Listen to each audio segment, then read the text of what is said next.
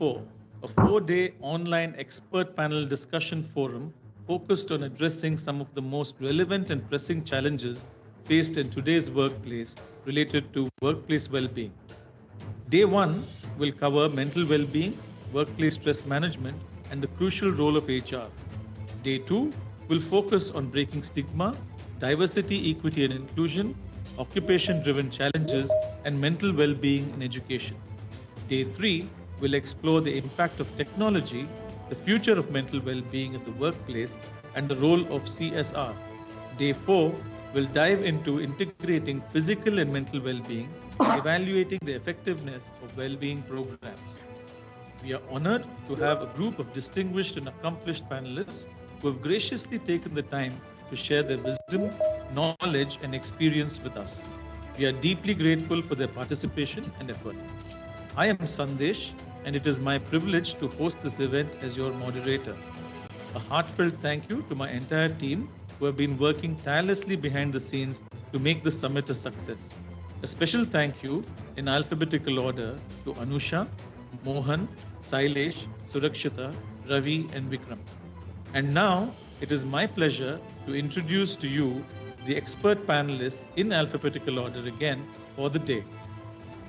Ladies and gentlemen, allow me to introduce Ayushi Kulsunge, a 20-year-old dynamo who makes the rest of us wonder what we've been doing with our lives. As the founder of the Teen Mental Health Society, she's been shaping conversations on mental health, contributing to policy discussions with the Ministry of Education, and sharing her expertise at the Council of International Schools Conference, all before some of us have finished our morning coffee. Recognized by the Times of India and Channel News Asia, Ayushi is on a mission to make the world a better place, one conversation at a time. Please welcome the young visionary who makes 20 the new wise and accomplished, Ayushi Kulsunge. Today, we have a true powerhouse and trailblazer in the world of HR joining us. Someone Forbes India has recognized as a top 30 talent leader in 2024. With over 25 years of experience in the field, Asma Sultana has practically done it all. Talent acquisition, strategy, management, you name it. Whether it's building class teams, driving diversity and inclusion, or being the go-to problem solver when HR mysteries need unraveling, Asma has been there, done that, and probably even has a t-shirt for it. A certified coach, passionate about developing talent, Asma is not just about policies and procedures, but about people, potential, and finding solutions amongst ambiguity. Asma has worked across global teams, led through change, and if there's a HR challenge, rest assured, Asma has seen it, solved it, and moved on to the next. Please welcome the ultimate talent strategist and trust advisor, Asma Sultana. Ladies and gentlemen, it's my pleasure to introduce a powerhouse in the field of entrepreneurship and skill development, Dr. Sunchu Glory Swarupa. With over 25 years of experience, she is not just any leader in the MSME sector. She is the Director General with a passion for developing as long as the cup of triple espresso. Dr. Swarupa is an academician and a practitioner with a PhD in entrepreneurship, skill development, and an arm in 9 books or publishing 51 scientific papers.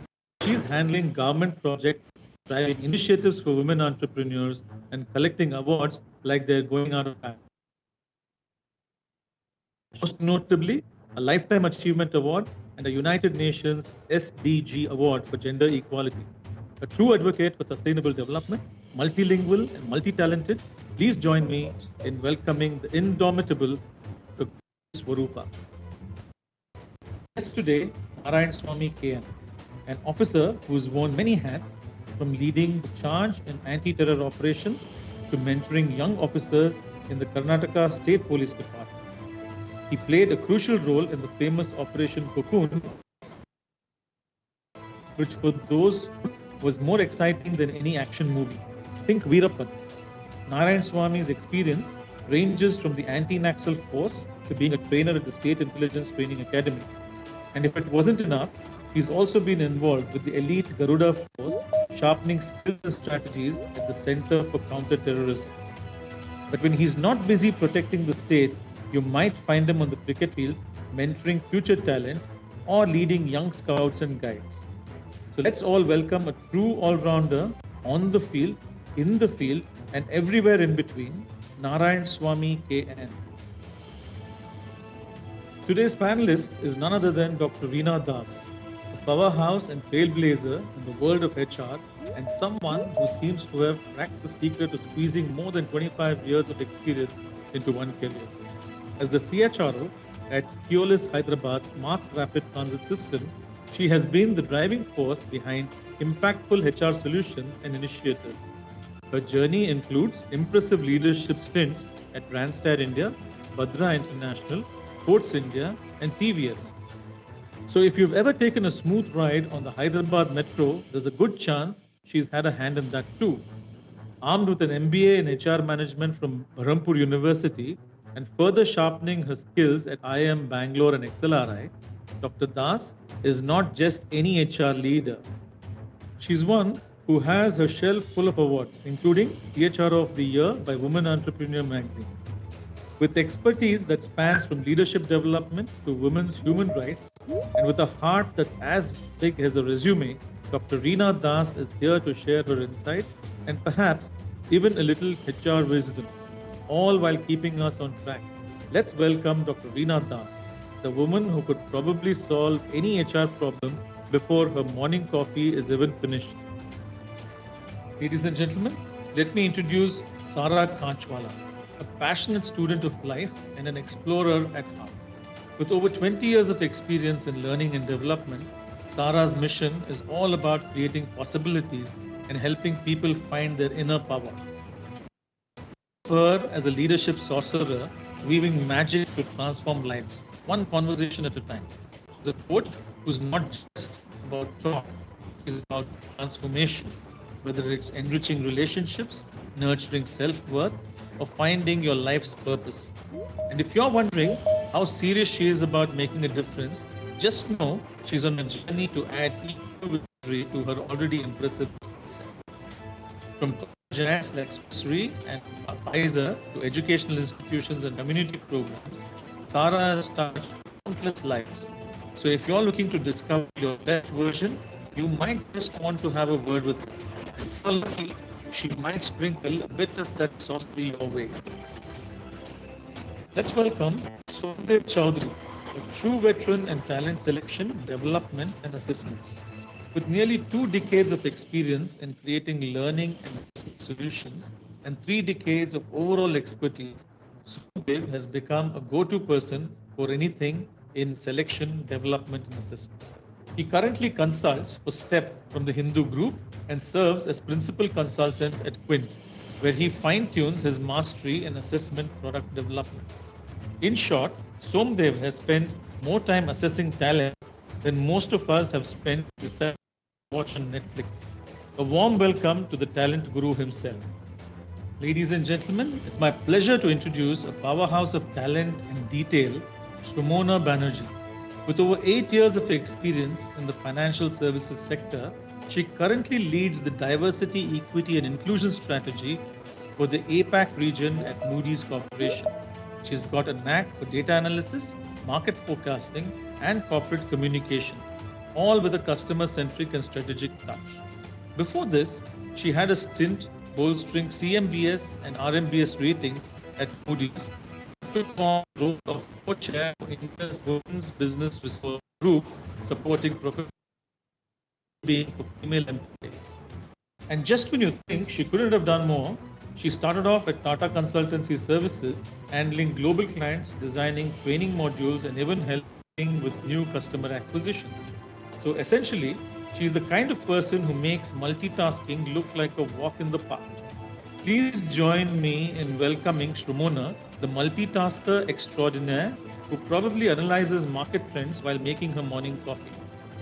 Introducing Sujendra GS, the Vice President of Human Resources at Creative Synergies Group, a man with over 22 years of HR expertise and a true wizard when it comes to transforming employee experiences. Sujendra has navigated the HR landscape across various industries, from his leadership at LTI Mindtree's BFSI vertical and APAC Geo to his work with Intelligent Technologies and Global Edge Software. Whether it's talent management, leadership development, or setting up reward systems, Sujendra has seen it all and done it all. Now, he's on a mission to align talent with business goals and elevate the operational bandwidth at creative synergies. So, if you need HR advice, he's got decades of experience. But don't worry, he won't bill you by the hour. This isn't a lawyer you're talking to. Let's give a warm welcome to Sujendra.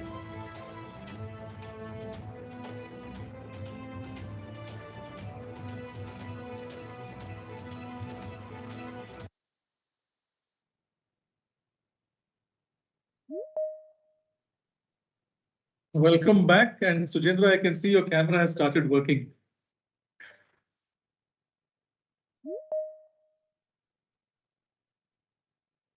All right. So quite a few of the attendees are still joining in, and it's good. We've got a good house. We've got a fairly robust set, and I'm just going to reseat Sarah and Dr. Glory Swarupa, who's just there and went out. I'll just bring her out in front. Just a second.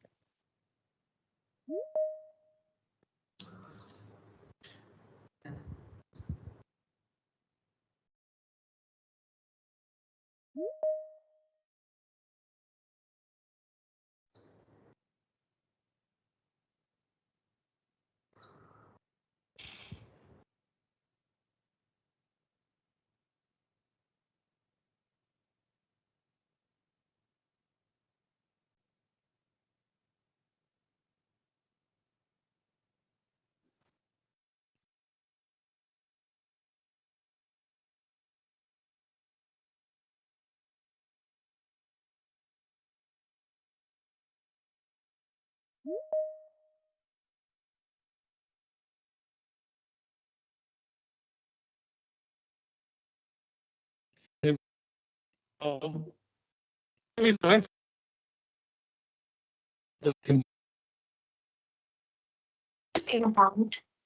I'll try to move you as the conversation moves, but we'll have to move you up in front. Glory Swarupa is yet to come in, and she will be right with us. Fine. So I have a couple of things that we want to start off with, but some of the points that we're going to look at are going to be fairly startling. Most of you have seen what is already out there in terms of. Good afternoon, Dr. Glory Swarupa. Yeah, very good afternoon and namaskar to all.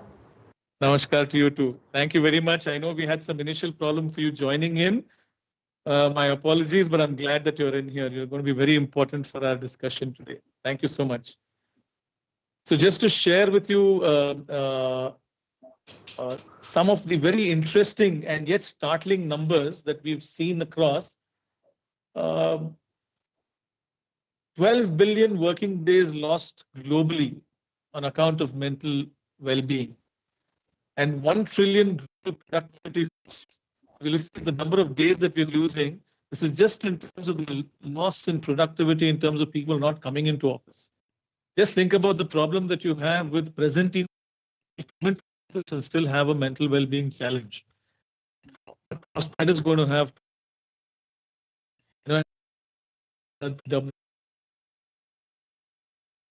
the research estimate $14 billion annually as a productivity loss in India on account of mental wellness, right? Also, when we look at it from a reported set of numbers, 1 in 5 globally are affected by mental wellness, whereas 1 in 8 in India are affected by mental wellness. Just the reported numbers. It could be far, far higher than what this is. And we say 7.5% of the Indian population suffers from mental health challenges that include stress, anxiety, and depression. And we also probably will recognize the fact that not everyone discloses their state of mental well-being. Now, given this background and given this set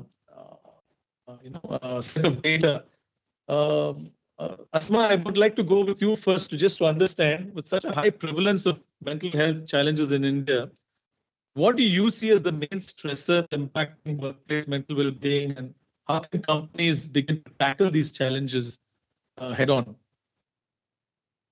Thank you, Sandesh. A warm welcome to each one of you, and good afternoon, everyone. Well, hearing some of your statistics, I'm not quite surprised, and I think um, post-pandemic, there was a time where people were just working from home, and then it came with a hybrid, and now it is returned to office, and there you go. You try to battle, you try to deal with multiple stresses. And for me, I think, which is very common, is Sandesh. One is workload and time pressure. One is lack of control, work-life balance, job expectations, and I think the most important aspect is interpersonal conflicts that each one of them are dealing with. And of course, job insecurity. I think an amalgamation of all this is creating that that bit of fear. For example, job insecurity, a fear of layoffs, where my name will be in the line, where I will be asked to leave. How do I manage about it? Lack of support, which is actually inching big time, is insufficient support from colleagues and managements. And as an organization, how do we address this? Should we have a mentorship programs? Should we talk to them? Should we have effective communication? Interpersonal conflicts with the tension that builds up with the colleagues and with the management can also be an issue. Job expectations, because I face this on a day-to-day basis with our teams, with an extended teams. you know this is not what my role was. This, I was not hired for this, so there is a bit of anxiety that comes up, and hence it's imperative and prudent that we draw a clear job definition for each one of them, give them a time, encourage work-life balance is extremely important. I guess I think work environment is another big aspect. Lack of recognition. Some of these, I can go on, Sandesh. These are some key stresses that comes to my mind when you talk about mental well-being, which is some of the stresses which is impacting totally from a subject standpoint.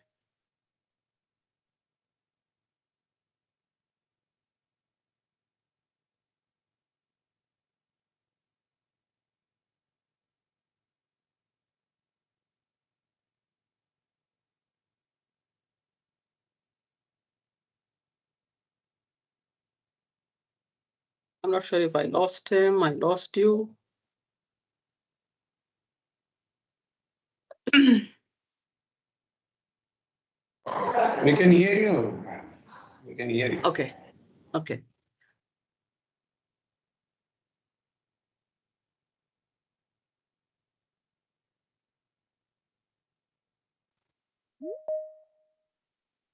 Yeah, I think Sandesh will be back soon. I And think ideally- it is gone. I think Please it go is ahead. gone. Murphy has his day, and Sandesh has his as well. So I'm just coming in. I can Please understand. continue. I can hear you. We've got a backup I- system on the side, so I can hear you. I can My video is understand. just going to come back on in a minute. Please continue. I can understand. No worries. I think I'm sure the panel who's there today can allude to what I'm saying as well. And I think it's very imperative on our part to ensure that we call out, we talk to these people openly, and it's very important on our part to say that reach out to us if you're feeling you're getting burnt out. Reach out to us if you need any support on the ground. Reach out to us if you need any help on the job to execute. Today, I think most of the problem that we face with these kids or with this generation is, I think, not too many people talk about it if they want to have a help or they want to seek for any help. I think they feel it's hesitant to reach out. How can I speak to somebody if I need some help? And mental well-being is a very, I would not say cliche, it's a very sensitive topic. I think it takes a village for someone to reach out for a help.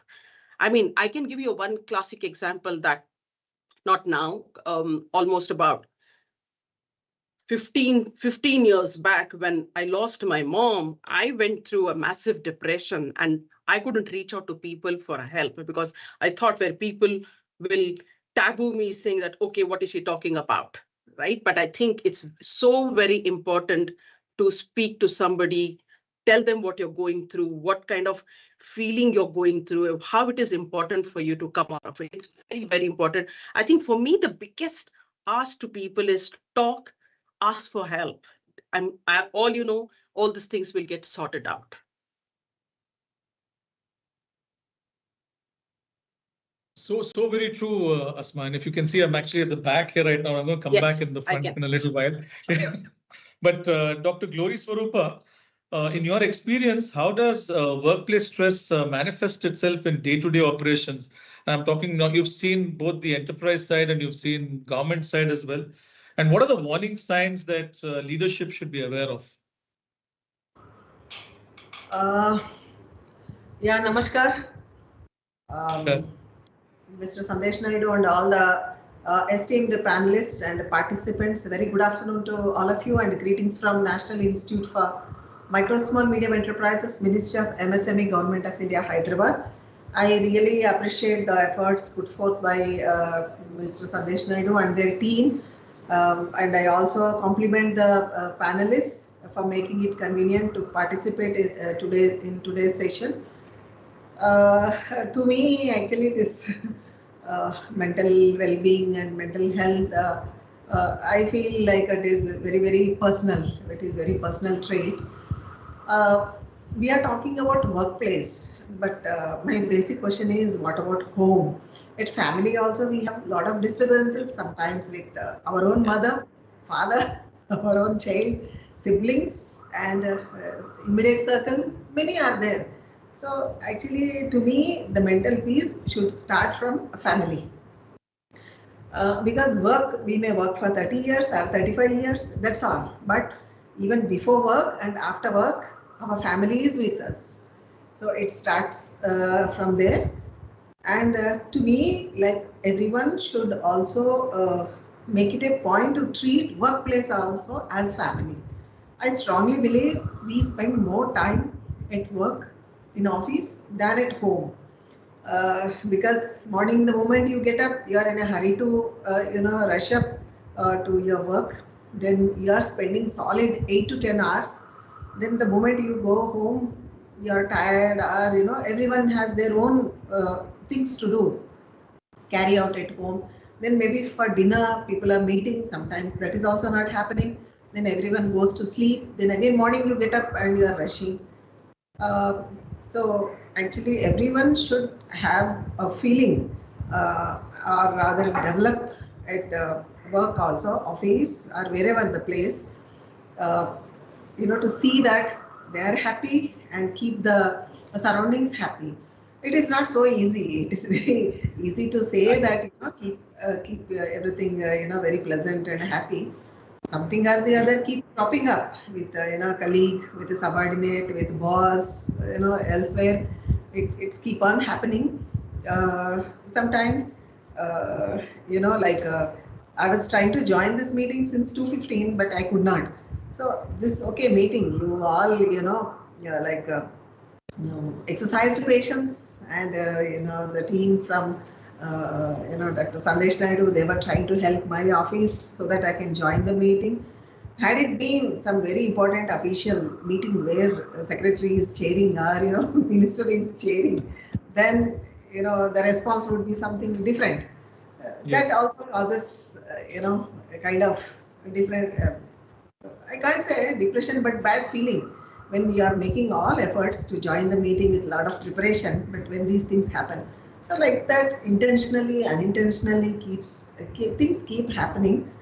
But to me, like a person should be very focused. Why they are at workplace? Is it just a mere livelihood, or is it just to perform because they have opportunity, or is it real service they want to extend to their clients or stakeholders? So they have to be very, very clear on this. And why they are coming, traveling 20 kilometers or 5 kilometers, whatever, to stay in office for 8 hours, 10 hours. So why they are coming? They have to have very clear understanding. I always say that this is not the age or stage for anybody to teach all these things. All our education, maybe post graduation or beyond that, 20-25 years we are studying, then you are entering into a job. So all our education, family brought up, everything should help us to maintain our mental balance, and to see that surroundings are also balanced, because we are not alone at office, it's always a team. So how do you enable that? There are difficulties, there are challenges, but one thing I strongly believe everybody should try to practice, that it is not for your colleague you are in office, it is not for your boss you are in office. Okay, it is you want an occupation, you want to continue with a profession, and you want some livelihood, you want something status, you want meaningful engagement of your education. That's why you are in a profession. So it is up to the individual to keep up their mental balance and see that their surrounding is all right.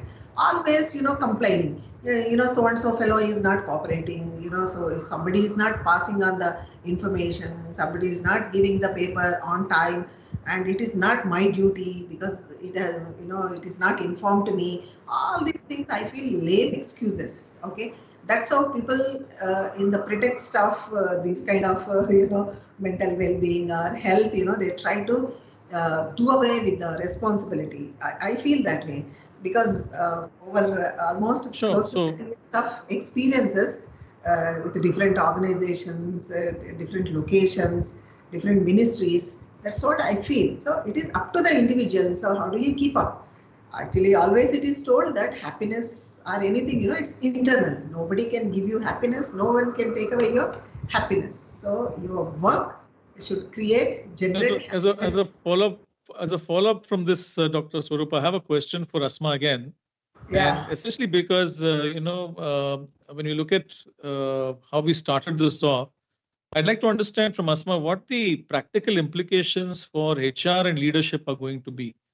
Because if there is no HR buy-in and there's no leadership buy-in more than HR buy-in, none of your initiatives or your, the steps that you're going to take are going to see the light of day.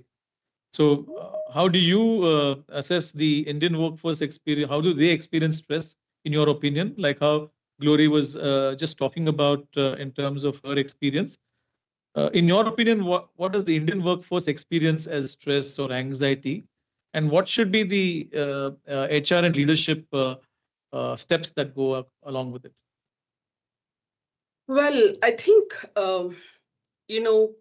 it's just not a word. I think we all have imbibed, we all have absorbed that we need to give a significant focus and importance for mental well-being. I think in my last 25, 26 years of experience, I can look back. It wasn't the case 25 years back. This was not a focus on mental well-being, but I think it has evolved significantly over a period of time from how it used to be and how it is now. I think today, one of the key KPI as a talent acquisition leader or as an HR leader that we have is, are we fostering the culture? Are we giving the conducive environment for our employees? Do we have sufficient awareness created for employees? Today, I think I'm going by our examples. We deal with Gen Zs largely, and I think the biggest challenge some of these kids face is they can't handle pressure, they burnt out, and yeah, it leads to absenteeism, it leads to unprofessional behavior, so on and so forth. And I think the biggest factor, what we keep in mind is, Sandesh, is what is our engagement metrics talks about. We are running employee surveys. Can we conduct employee surveys, assess employee satisfaction with mental well-being program? Questions to focus only on awareness, accessibility, perceived impact, and overall satisfaction. I think that is what we are driving to. Second is, in engagement metrics, can we track participation, rates in mental health programs. I mean, we have EAPs, we have well-being apps. Are people using it? We run surveys to check, are really people making use of that? Second is, I think, have a feedback mechanism, right? Create an anonymous feedback channels where employees can share their thoughts on initiatives. I mean, what we might think and what we have implemented might not be going well or might not have been accepted well by the employees. So I think running a feedback mechanism as to what is going well, what is not going well is very, very important. And I think couple of years back, this is something that we have introduced.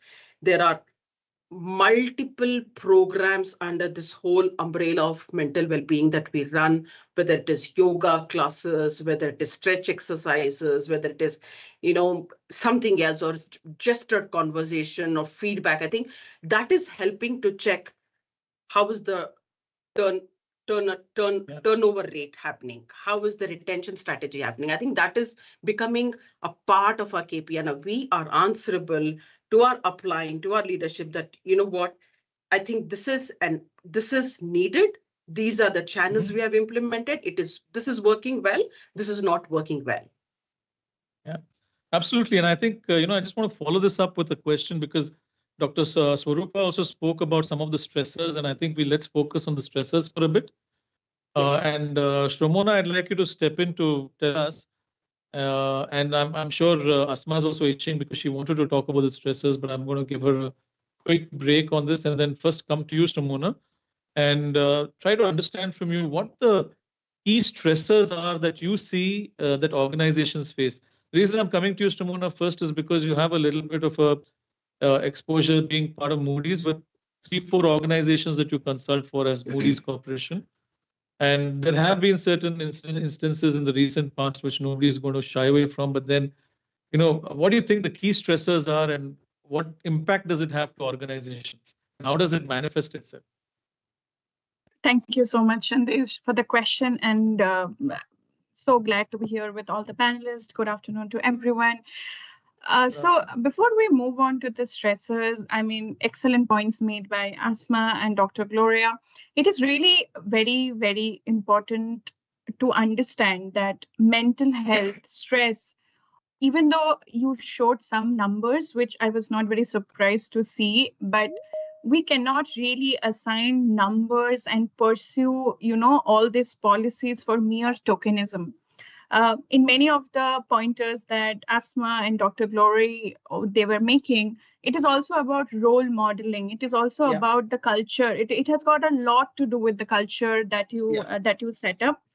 And very funnily, when you talk about my exposure to Moody's Corporation, which of course has the ratings business and three other organizations, stresses can come in terms of deadlines, deliverables, and all of that. But I think the kind of stresses that people do not talk about is passive-aggressive behavior by employees, you not being able to reach out to a senior or you being hesitant to even talk about mental health because people feel that it's fancy or you are just using it to as an excuse and things like that.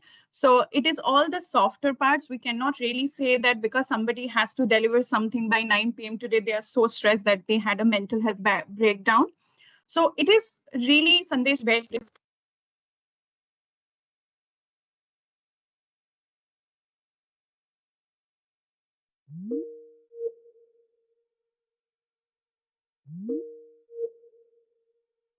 About therapy and like just now it was spoken that you can have many policies, but the uptake of those policies is also very important. So very much championing EAP, and if you do not want to go for EAP within the organization, how about talk to a therapist? If you do not want to talk to a therapist, how about talk to somebody from a different line of business to share what you are going through? Sometimes we are also very sensitive as to if I am not feeling well mentally, I do not want to go to my boss and say this. What if that person thinks it? Absolutely. And we're talking about mental health triggers, and most of us always associate an organization, an office, maybe a factory setup. But seldom we forget people who are actually looking at society a little differently. For example, we have ACP Narayan Swami here with us, who's dealing with challenges day in and day out. And Narayan Swami, how do you see what are the main stresses that you have in your profession? I'm sure every day is a new challenge, and every day you have a lot of situations that cause anxiety, depression, and probably a lot of trauma as well. So please enlighten us. Thank you. So far, we had a wonderful hearing, and regarding the mental well-being, the professional approach of everybody is so valuable.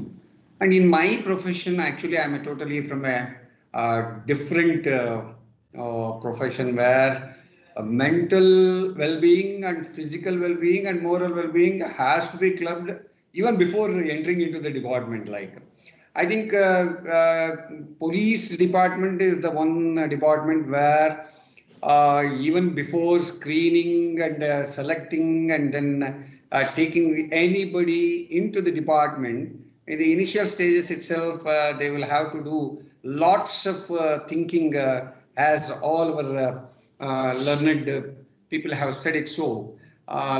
Even before taking them in, we'll have to be putting some minimum physical fitness like running events, throwing events, and the jumping events, so that he should be in a capable position to cross over any hurdles it may come during his work culture.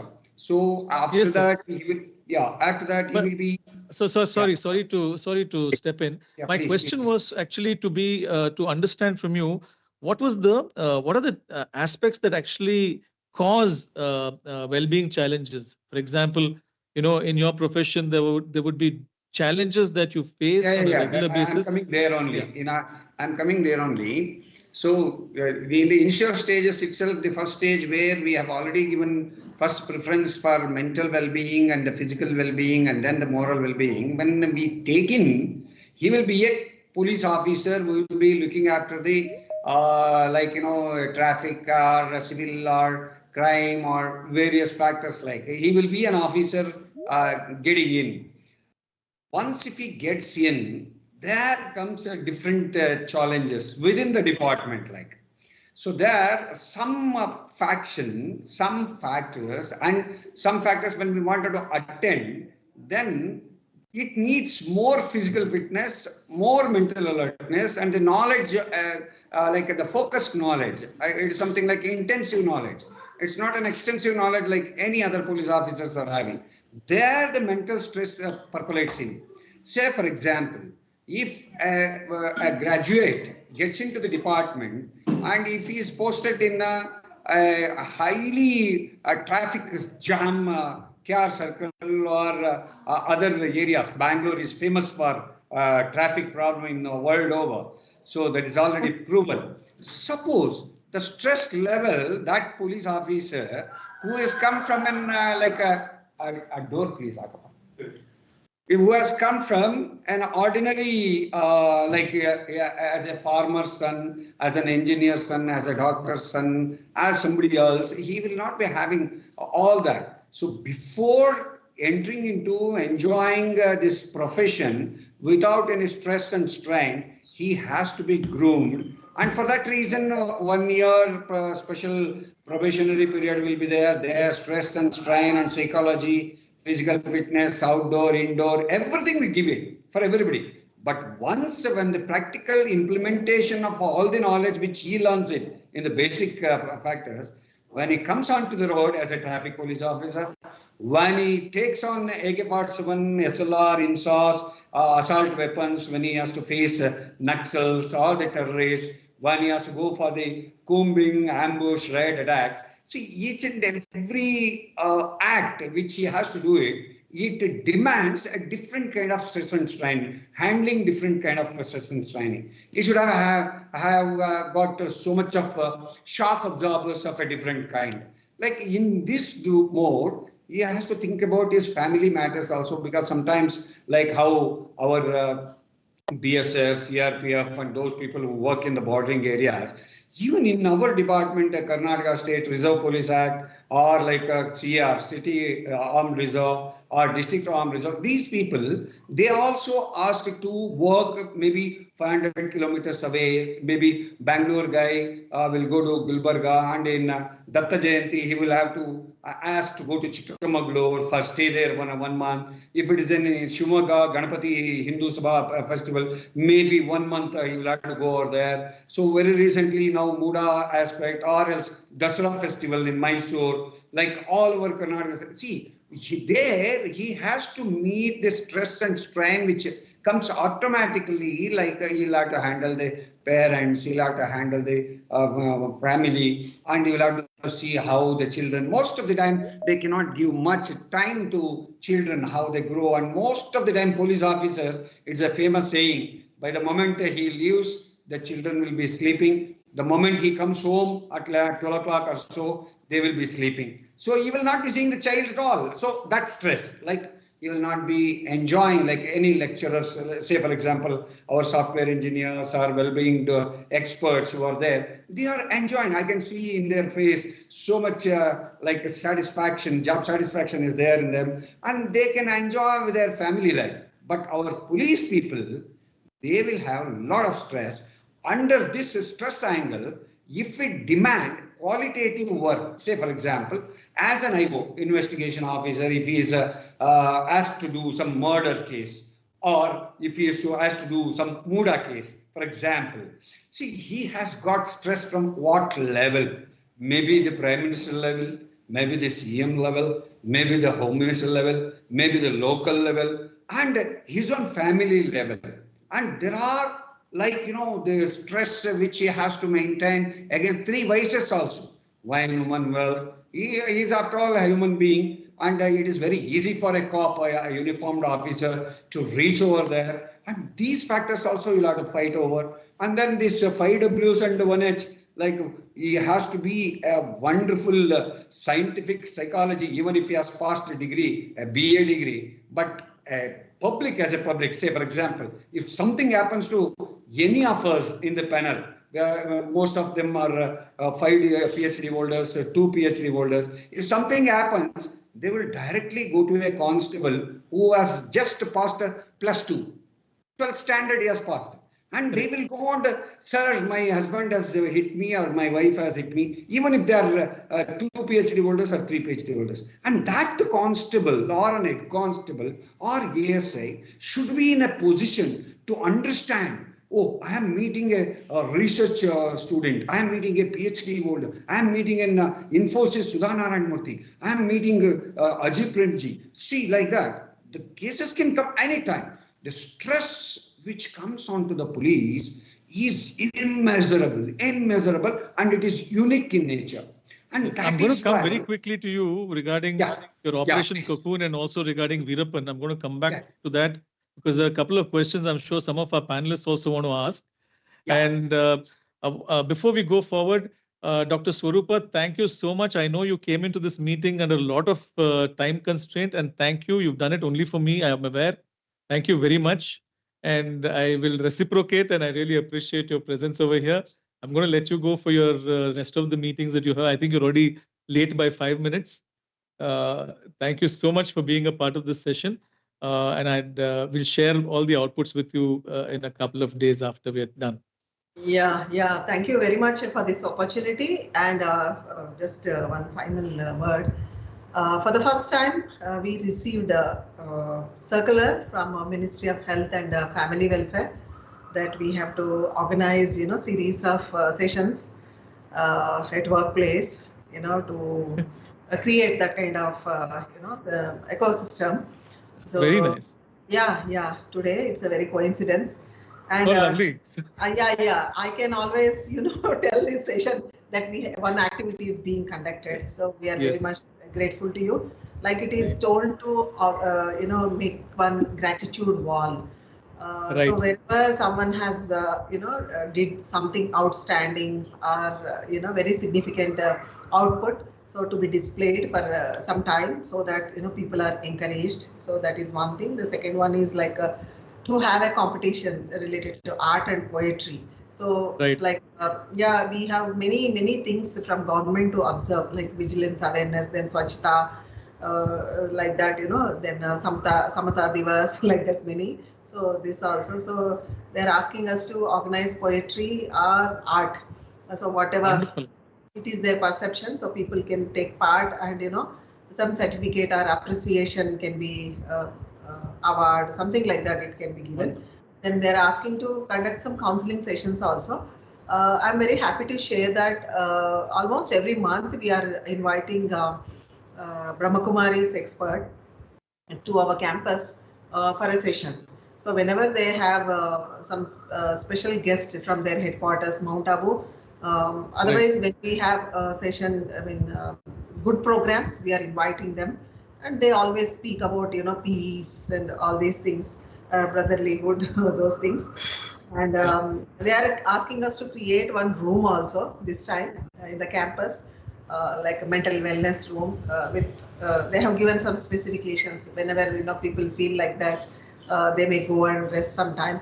But I think in government setup it may not help much, because you will find more people there only rather at workplace. Correct. Absolutely. In fact, we're going to have. Yeah, we have to make a balance between all these things. But anyway, it's a wonderful, experience being with you all. Yeah, good to listen to, especially the ACP and Miss Sarah also. So I look forward to more this kind of interaction. And thanks to Mr. Sandesh and team. Thank you very much. Wonderful. And I wish all of you very happy day. Okay. Yes, we'll send you the recordings of each of these sessions, because just now Somdev is going to shed some light on the supportive work environment. Som, this is for you. When we're looking at all of these points that have been coming up, and Ayushi, I'm going to come to you immediately after. What are the strategies, Somdev, that leaders can implement to create a culture of openness? You heard Shramona talking about the culture. You heard Asma talking about it, and Dr. Swarupa mentioning the new initiatives that the government is taking. So, what strategies should actually be implemented by leadership and by leaders to create a culture of openness? Number one, and especially when seeking support for mental health, and it should not be seen as a weakness, of course, but it should seen to be as a step towards personal and organizational growth. Now, is that an oxymoron? First of all, personal and organization growth, and two, what role do you think that the leadership should play, and how do we go about creating this ecosystem? Sure. Thanks, Sandesh, and good afternoon, everyone. Thanks for having me.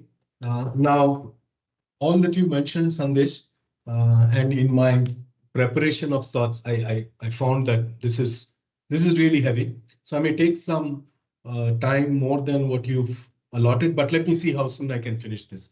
So for us, and me at 53 today with about 32 years of work experience, and having a fair sense of how things are in terms of people, process, technology, and the works.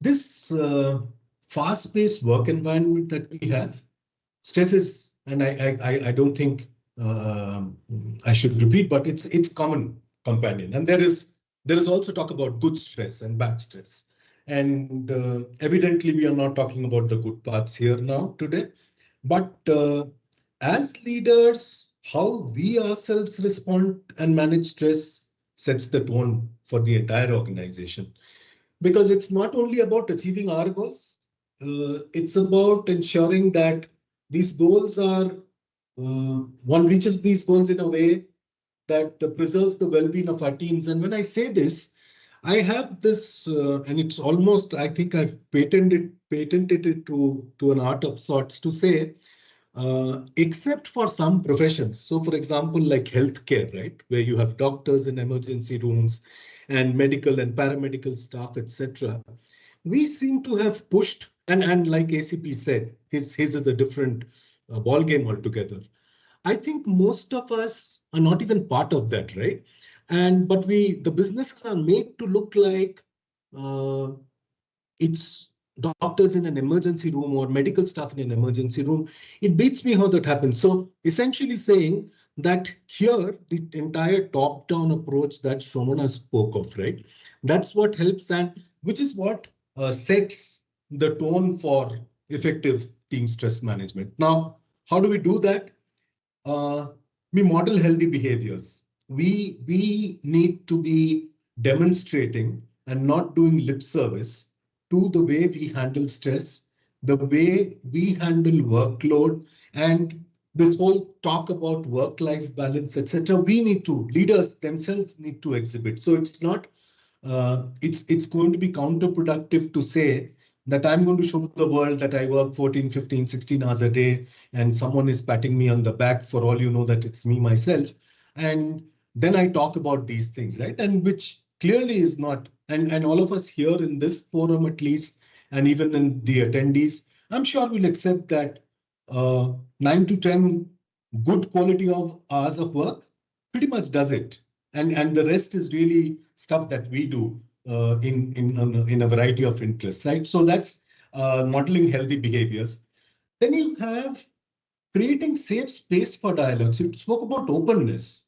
Now, how do you, so is there a framework? Is there a theory? Is there stuff? All of what I'm going to speak about is from personal experiences of having worked in a variety of organizations, large and small, running my own entrepreneurial venture, etc.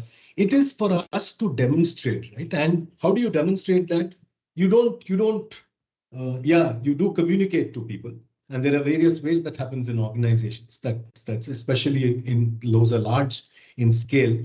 But you really demonstrate, and which is where leaders that need to take the first step to demonstrate by talking to people more, getting personal, showing genuine interest in people, and which is where you give a sense. So it's a give and take, right?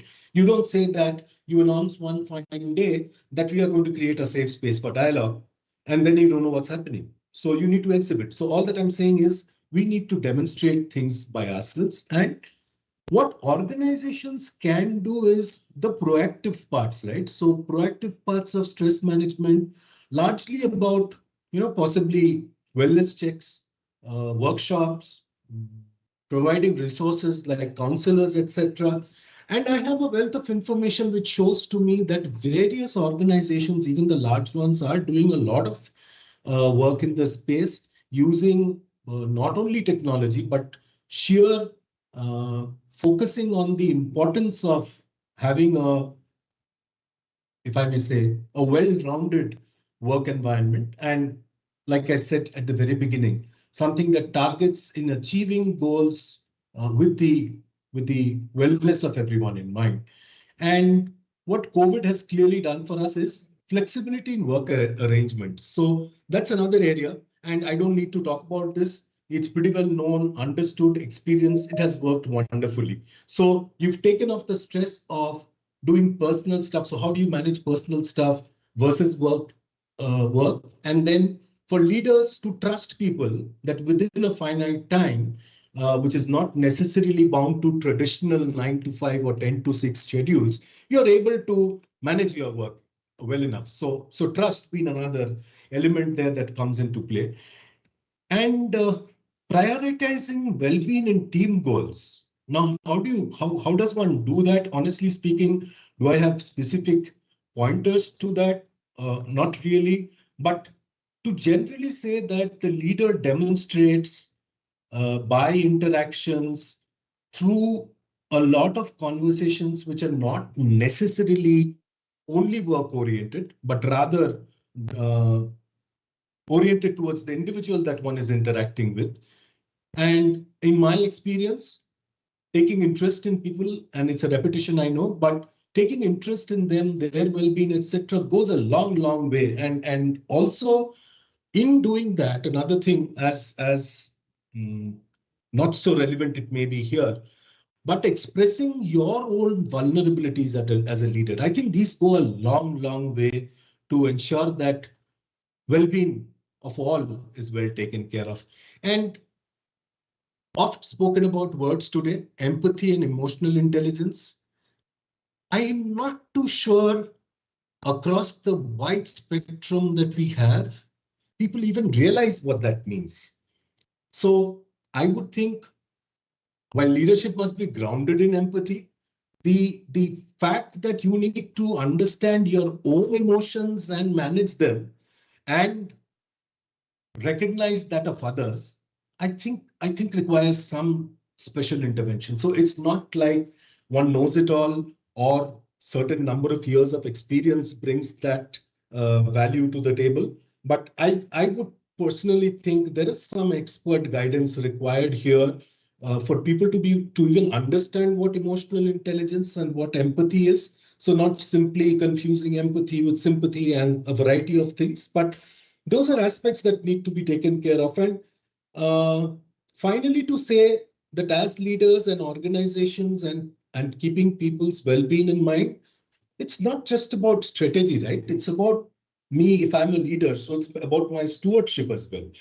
How I become a role model in exhibiting, let's say, for example, work-life balance, in creating safe spaces, how actively I manage stress. So I think, and I'm skewed heavily towards that, us leaders have to demonstrate much, much more than anything else to meet this objective of uh, overall well-being in the workplace. So yeah, those are my thoughts.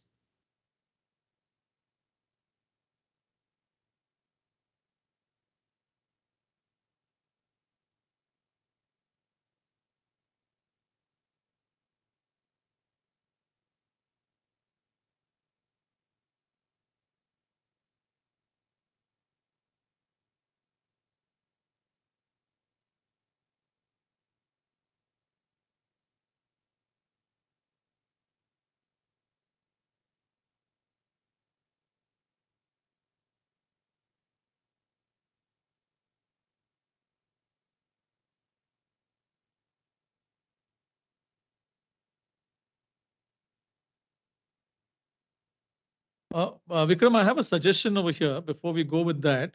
See, we're going to break stigma tomorrow. So when we do that, let's not take away from today's bit. Let's try and understand today the challenges of the workplace and take up questions that relate to that.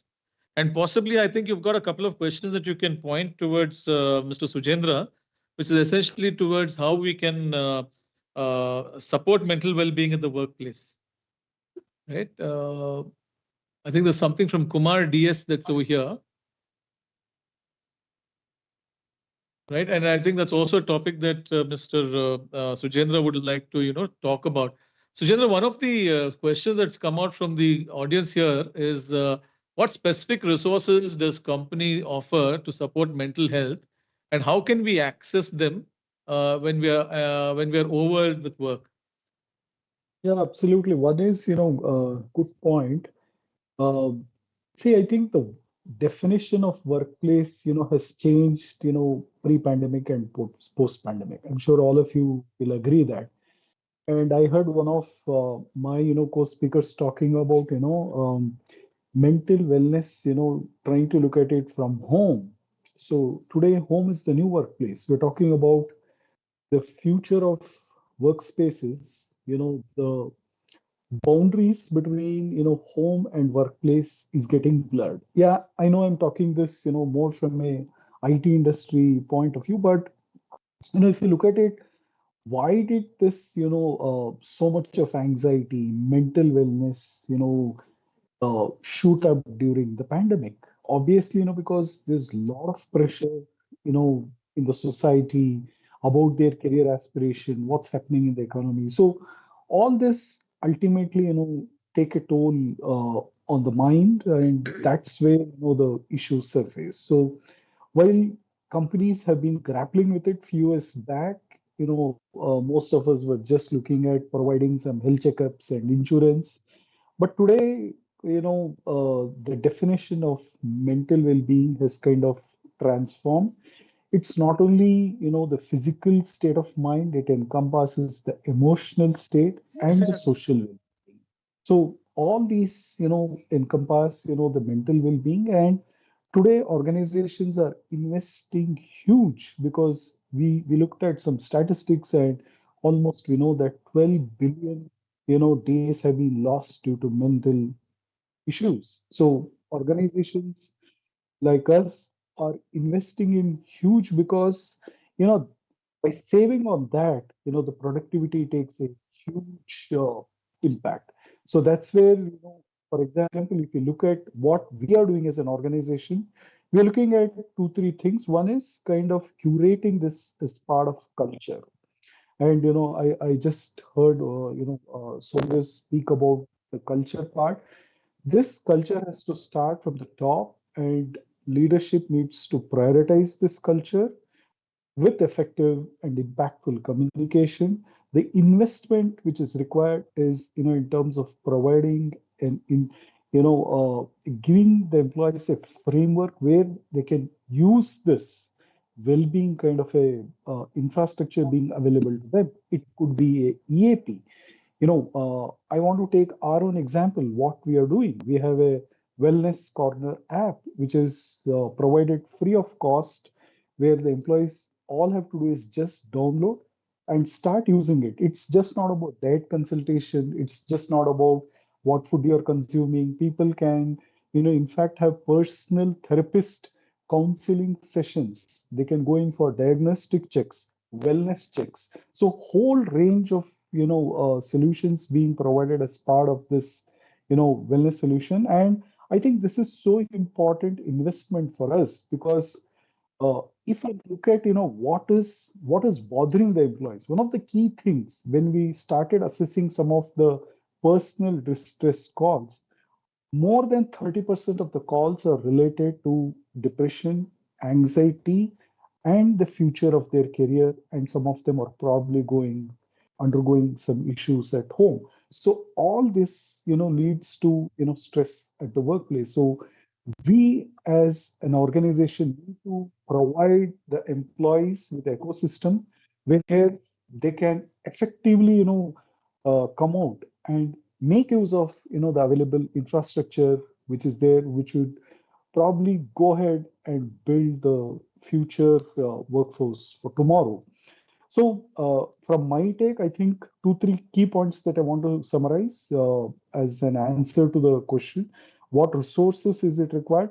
Before resources, I think it's more important that we need a leadership sign off, buy-in, so that the culture of care is percolated. People have that, feel emotional security and support at their workplace. They feel, that, their career is always, thriving in a positive or going north, so that, they don't have to worry about a layoff or whatever.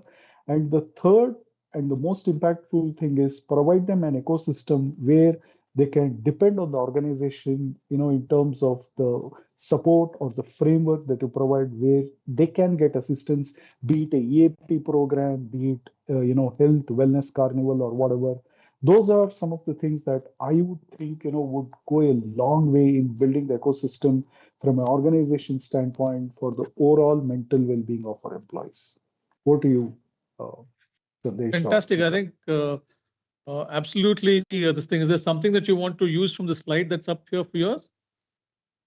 Maybe, I can just reinforce, this culture of care and empathy because, to be honest, one of the things, when I looked at it, and I was also talking to a lot of, I was there at a wellness summit, maybe last week or so, and when I was speaking to people, one of the things which came out was, yeah, organization is investing heavily, on medical insurance. Organization is providing you gym membership.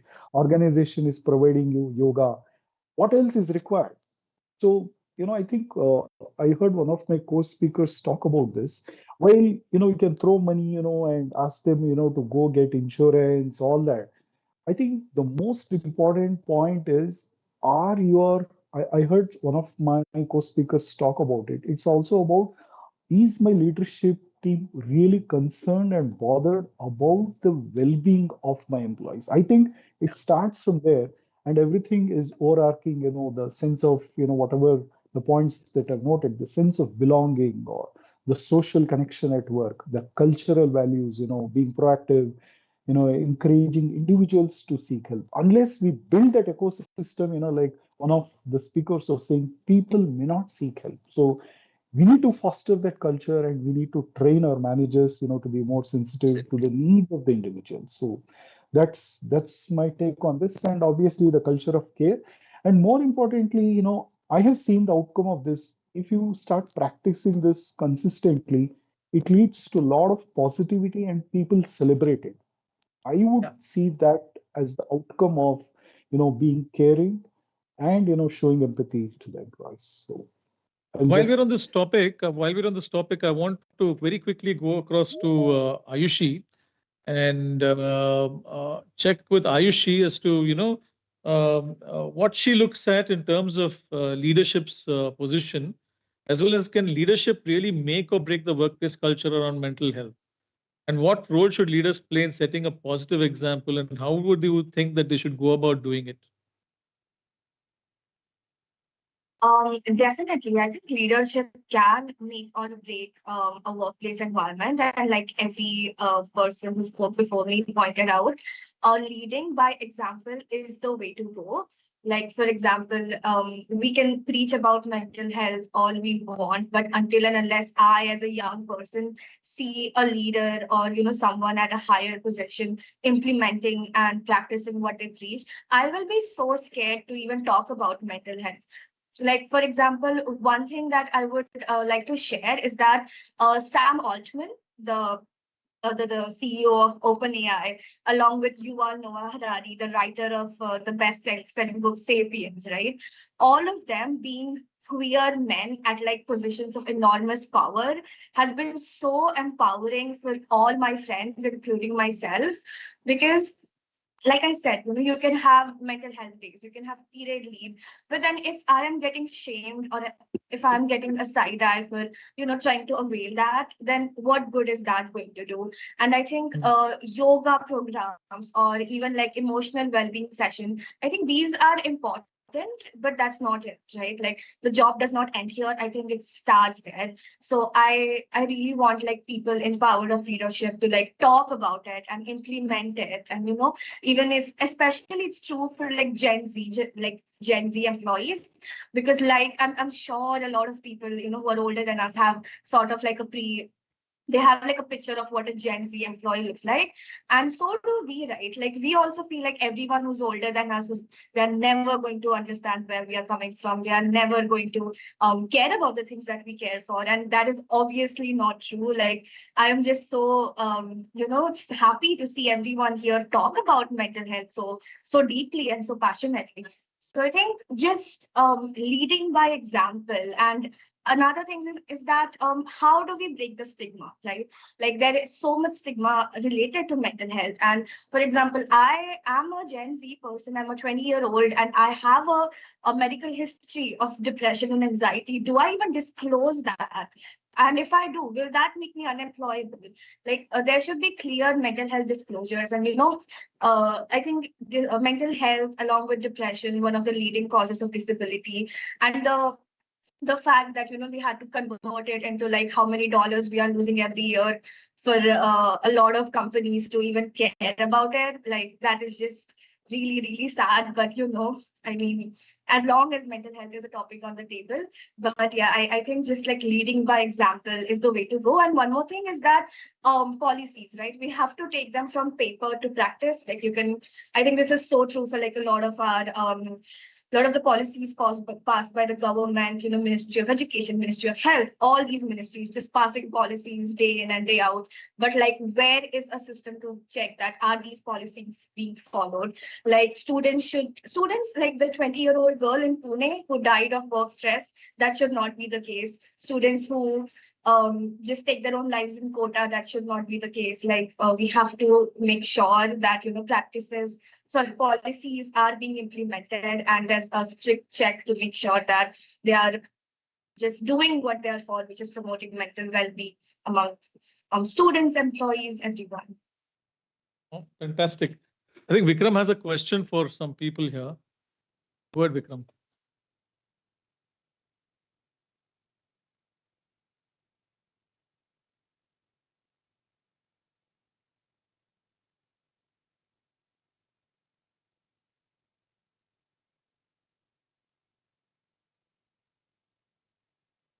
Yeah. Okay. I will take that question. Thank you, Harshad, for the question. Great question. Of course, we should do regular check-ins. In fact, in my organization, we even ask the people managers or team leads that at the end of every meeting, I mean, of course, if it at least once a month, you should take 10 minutes to just ask everybody how everybody is doing, or or or just checking in on something which is not related to the deadlines, because while we understand that we have all of us have work priorities, and by no way saying that they are not a priority, but it is sometimes very necessary to check in. Not just that, also it is very important, like I said, to check in with people who is not in a direct work relationship, or it's not within your same team. It might seem difficult, but it will lead to your professional growth. And it is also important to talk to people who you may not know in office. I mean, other than a smile, to also develop those connections, because tomorrow you might not be feeling that great, and people are so conscious about not speaking up to their immediate team. So building those safety net. So once you build, there is always a ripple effect to ensure, I mean, just leading the way, Harshad, and to just role model it yourself, talking to people, asking them how they are doing, and also building those connections so that you have a safety net and you are a safety net for people is very important. Yeah. Sandesh, does that answer the question, you think? Perfect. Yeah. I think it was fabulously put. And before, Vikram, before you go to your next question, because that question which you're going to put to Asma, I have a question for Asma before that, and you can follow it up with that. Asma, you see there are a lot of stressors, and we always keep talking about different stressors. In your opinion, what are the top 3 stressors that affect mental well-being at the workplace? I think off late, I think it's job insecurity that is actually picking up, work environment. And I agree with Sujendra what he said. Work environment matters a lot. And last but not the least, I would say, I think care is something that we spoke about it, but I also try to put a word that even as an individual, it is so important for you also to develop a self-care, right? And I think peer pressure is creating so much of impact on all employees these days, largely who are going through this whole mental well-being, is that I was hired at the same time, he was hired at the same time. I need to match up my competency with X and I'm being measured with Y. I think it's all taking a toll on an individual. And as an HR leaders, I think we need to, and I completely agree with Sujendra as well, right? It's all top down. Can leadership emphasize on the ground that it's fine and not all fine individuals are same? So hence the performance could vary, but I think going back on performance, there is always a worry someone has in their head that, okay, if I'm not performing, if I'm not meeting my targets, will I be put up on PIP? Will post PIP, will I be asked to leave? Will I lose my job? I think there is so much so that is brewing in their heads unnecessarily. This is uncalled for actually, because they're not talking to their upline. They're not taking a help from counseling sessions. They're not talking to their HR leaders. They're not talking to their peers. They're just assuming that I might be in the line. And as for me, I think what I have seen off late, Sandesh, is of course job insecurity, poor work environment, lack of recognition. Some of these are major detractors. Perfect.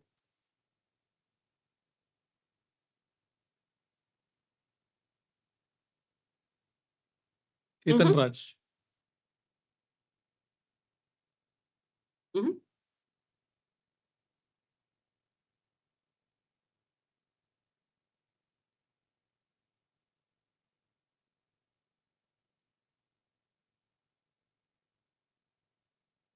Okay, I think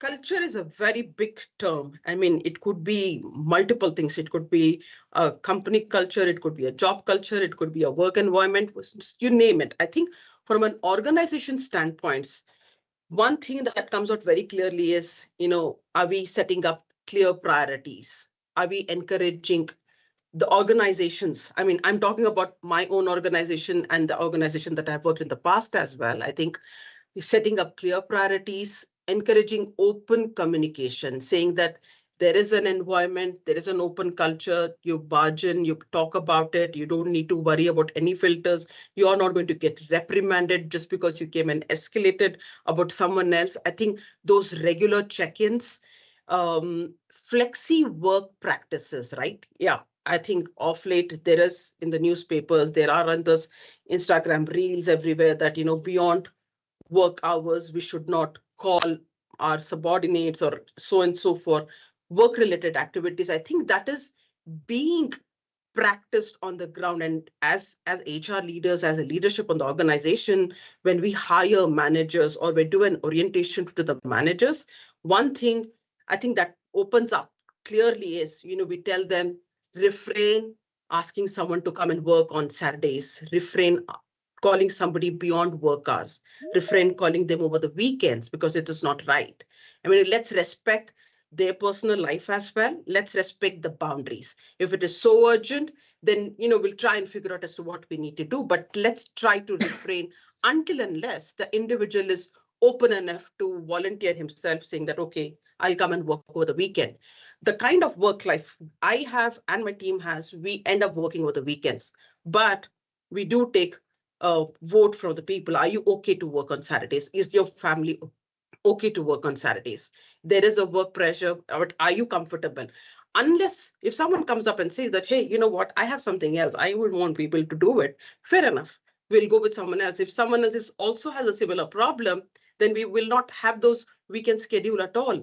I think today, the most important one thing that I would like to summarize is leading by example is utmost important. As a leader, let's demonstrate healthy work habits, taking breaks, prioritizing self-care. And I am a big fan of promoting self-care. And I keep telling this to my team and the larger team that we hire as well, that, the charity begins from home.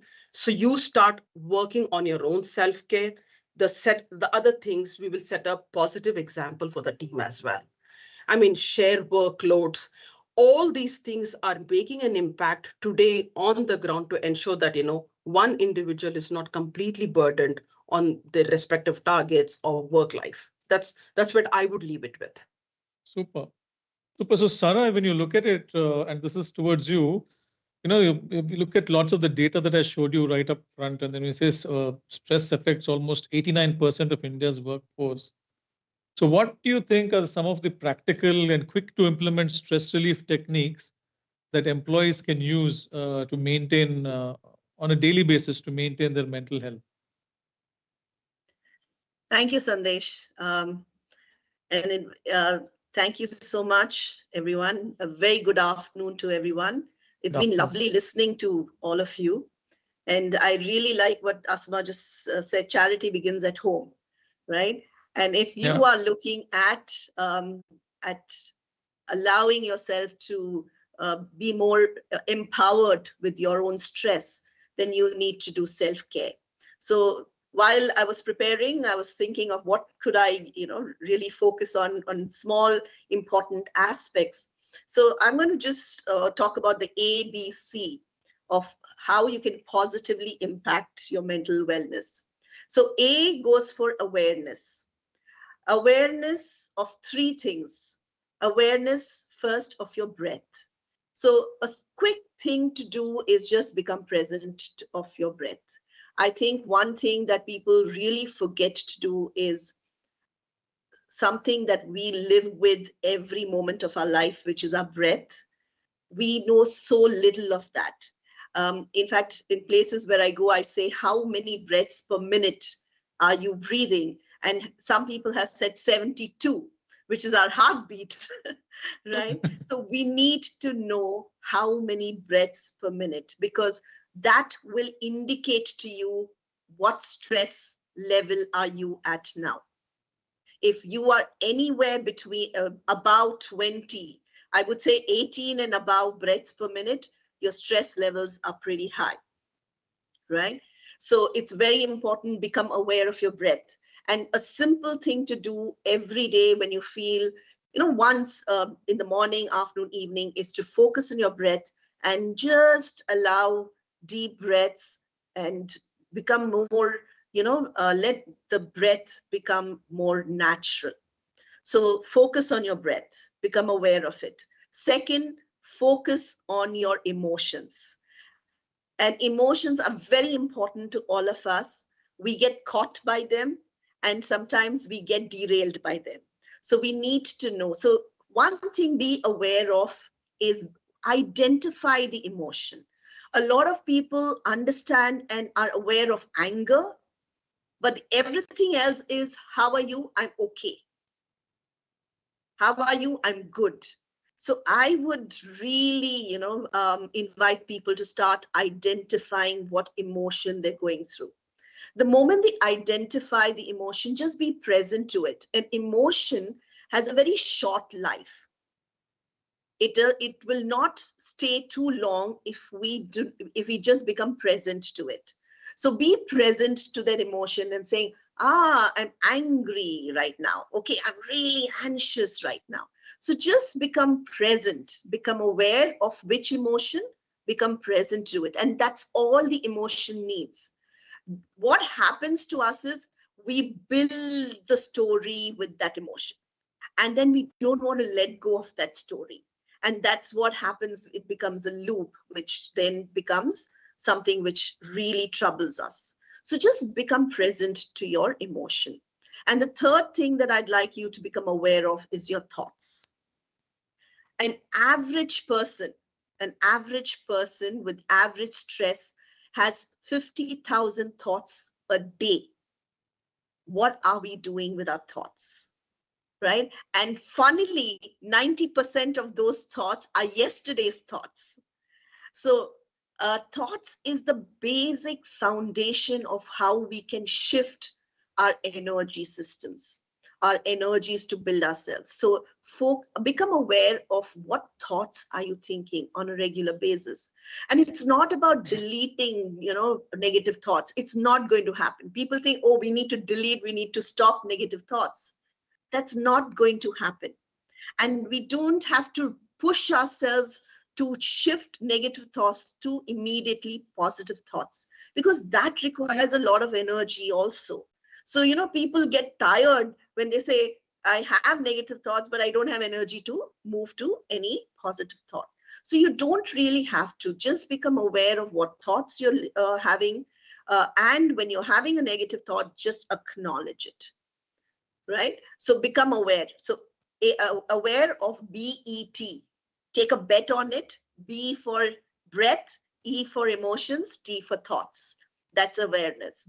Take a bet on it. You can definitely shift your mental awareness at that point.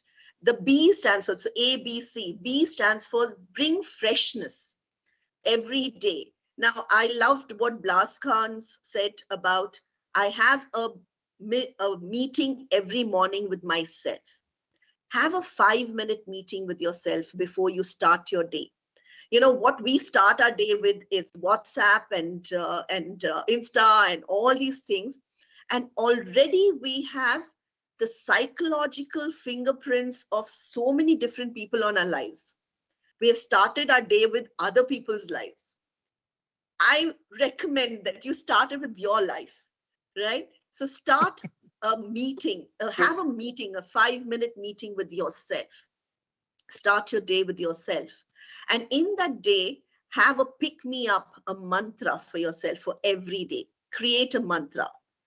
It could be, for me this week was just do it now, because I found myself procrastinating a lot last week. So I created my mantra and I said, just do it now. So every time I'm procrastinating, I'm bringing in my mantra with a lot of, gusto and saying, okay, just do it now. Right? So have a mantra for yourselves. So bring freshness. Freshness can also be brought through some movement. And a lot of people who don't like physical movement, who don't like to go to the gym, I'm talking of those people, is just stand up while you're speaking, on the phone. move, when you go, take a lot more breaks, go to the coffee machine, don't have the coffee, walk back, right? It's going to the coffee machine and having the coffee that is, is something that stops you from or increases your stress. So walk to the coffee machine, but walk back without having it and say, yay, I did that, right?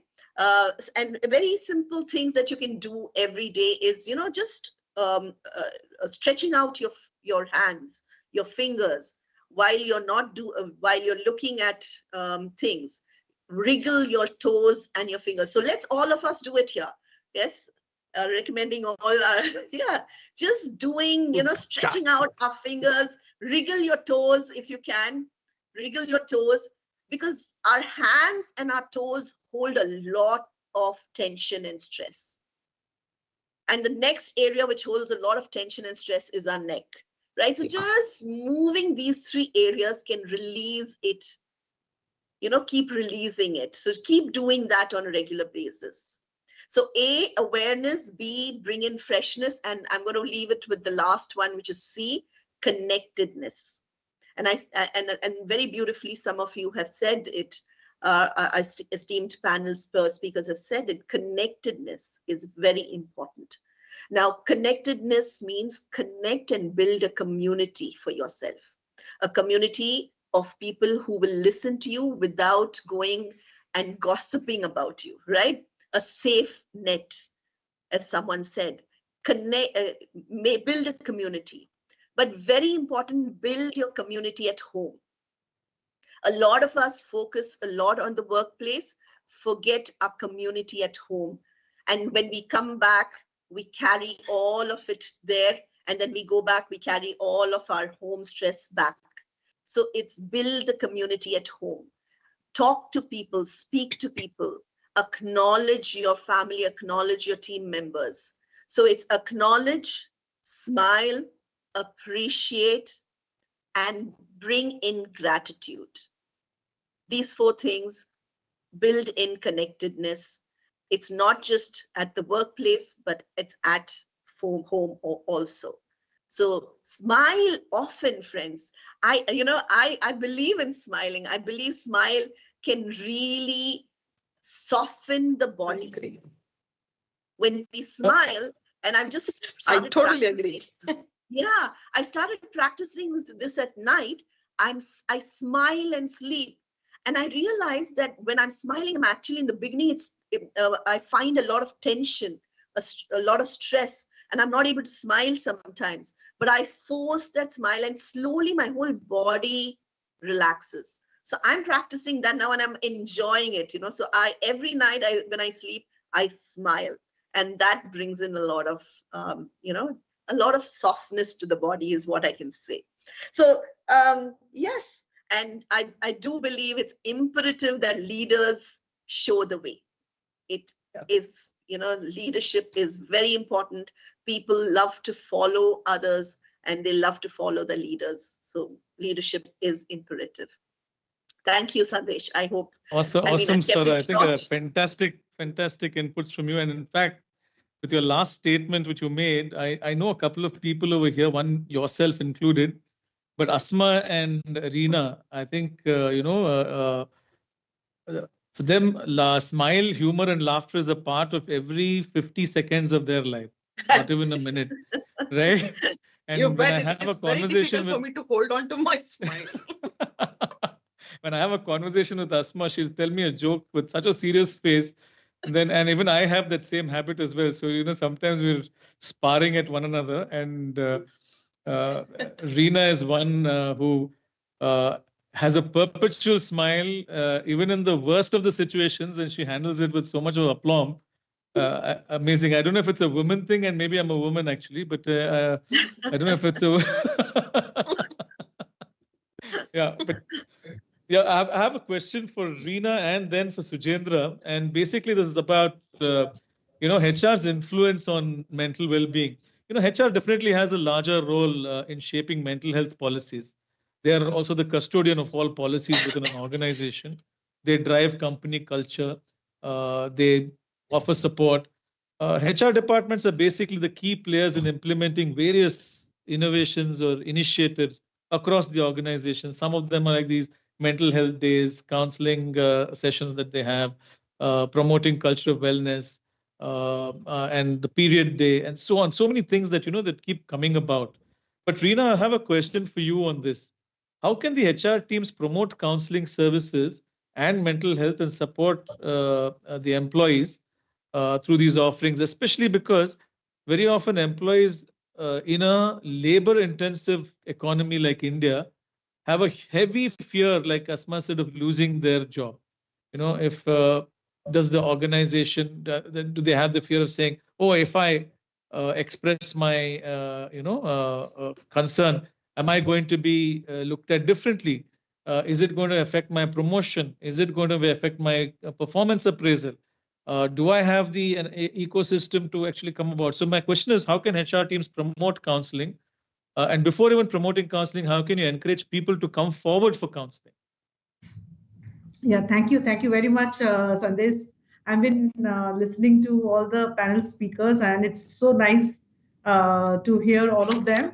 And a lot of things that we resonate to each other, and that's the best thing. I think we like being in HR, and that's why possibly all of us are there in this panel today. Well, I'll speak about what we do here in Keolis, and wellness is very important for us, wellness and well-being, because we work in an environment where it is 365 days plus. We deal with the life of people. We run around, carry around 5.5 lakh passengers in a day, which is huge, and it's all the time, whether it is operations or maintenance.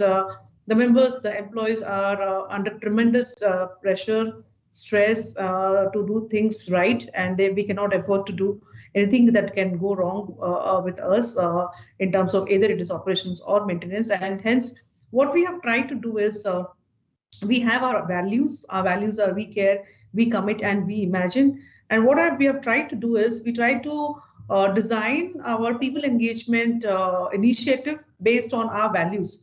When I say we care, we focus on wellness and well-being, and that's something which is on the topmost priority for me in terms of doing everything that is possible, that we stand for caring our employees, and it's not just a lip service. We mean what we say, and we also do it religiously. And one such initiative which is very close to my heart is an HR clinic, which I run. And I talk to people in terms of we roll out calendars every second and third week of the month, and people take appointments to meet me, and that's where it's something that they can talk their heart out to me. And I don't do it in my room purposefully, that I don't want them to feel that they have come to meet the CHRO. I go to their workplace, whether it is a station, whether it is a depot or any place where they work. I go and meet them at their workplace. So that's where they feel that yes, they are more comfortable at their place of work than they coming to me to discuss. So that's what we try and do it. And I sit and talk to them, have a cup of tea, coffee, and talk to them in terms of what is that is troubling them, what is that they would like to talk to me. It could be something very personal about their family, somebody not keeping well. It could be something on the professional front that they are not getting an opportunity, which they feel that they have the right, but still they are not able to get. There could be something on something they're very, very scared about, and then they would like to speak. So this is something which I do it as part of our counseling program, where we do it, we call it as HR clinic. We have multiple type of counselings that we do it, and we try and promote it. It's not just HR only takes the lead and does it. We have multiple type of programs that we run, and they have been quite successful. We had a QO buddy. When somebody enters the organization, goes through the induction training program, and then when they are there in the main line, they feel left out, and they feel that they are very new to the place, and they get scared. So we introduced something called QO buddy. And QO Buddy was quite successful for last 2 years, and this QO Buddy concept is now been renamed as Colleague Program. This was liked by our group CHRO lady, and she said, let's call it as a Colleague Program and roll it out across the Keolis group. So Colleague is something where anyone who wants to be a voluntary colleague or a buddy for a new joinee, they give their register their names with us, and we ensure that they connect with each other, and the colleague, the mentee or a colleague, they reach out to each other, and then there's a lot of counseling or a mentoring or a coaching or whatever you name it, that happens between both of them, and we do get feedback once in 3 months to see how it works out. That's another way. And we also foster a lot of mentoring sessions, per se, formal mentoring sessions, where we have workforce for women, and we have created WOW champions, those who lead our women empowerment initiative. So we have trained our workforce for women champions. We call them as WOW champions, on how do you mentor. And during this mentoring session also, there is a lot of a little bit of counseling also happens. So there are different type of formats that we have found out in terms of doing it, and we make sure that our HR team, those are the HR business partners for different units, they also go and meet our employees, because if you do it very, very formal, sometimes things that they go through will not come out. So we try and make it a little more informal, that yes, they have gone on a visit and they try and catch hold of some people and then try and find out what's happening. So those informal sessions sometimes have got us the best of the input that we would require and try to help. And with these inputs, we have also got to know that somebody is going through real mental stress, and we have put them for a counseling session with the hospital doctors, and we try to do that. So those inputs have been has been taken, whether formally or informally, have been recorded, and necessary action steps that needs to be taken on whatever actionable points that's comes out has been taken up and been monitored, been followed up, and try to see that there is an impact of what we are doing is being monitored. So that's how we have been doing, Sandesh. Sure, super.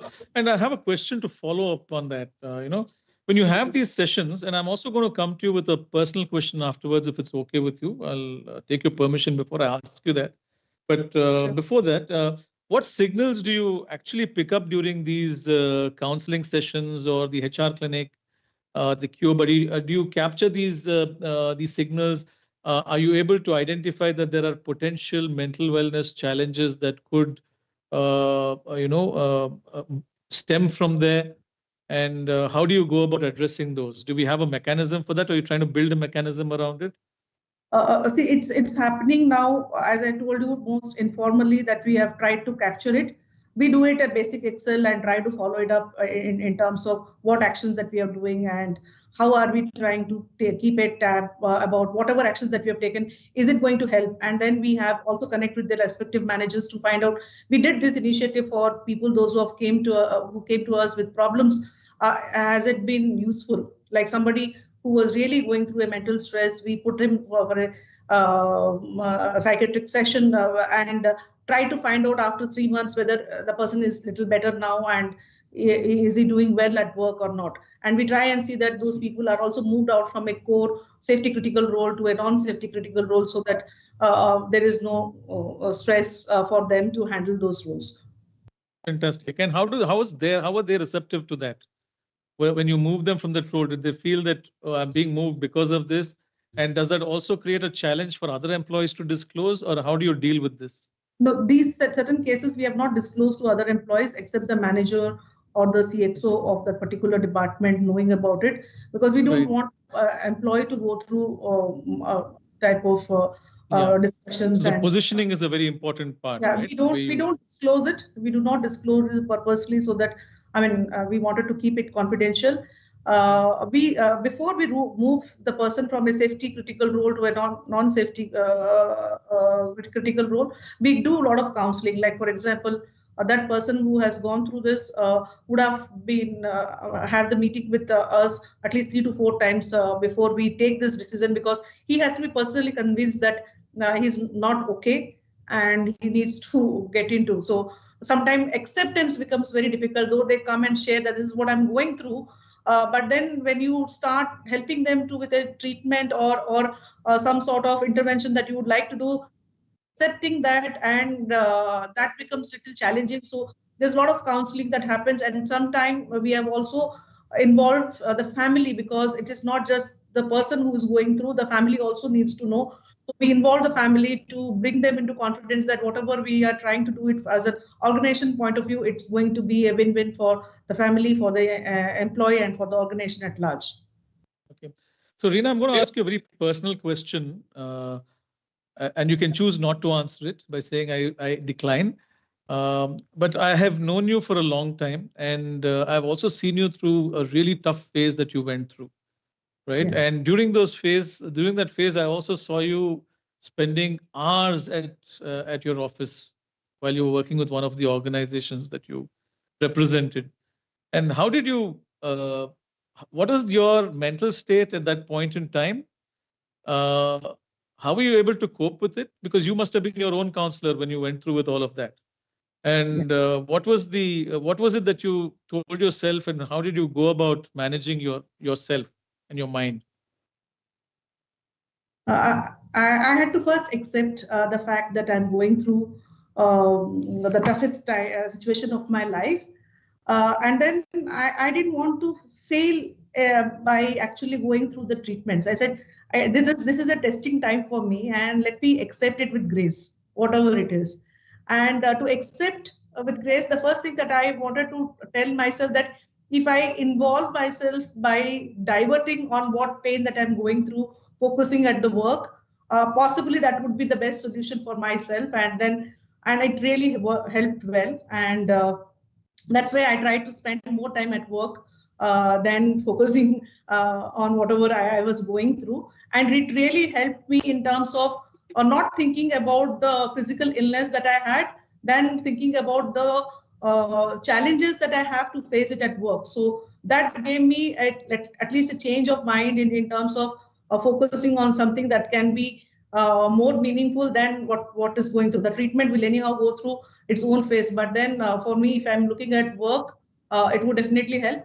But at the same time, I would like to say, like a few of you have mentioned it, having good friends really works. I mean, I'm blessed to have good friends for life, and the motivation for that I got from all of them at that point of time was something which I will never forget in my life. So everyone stood by and said that this is just a phase and it will go through, and exactly that has happened.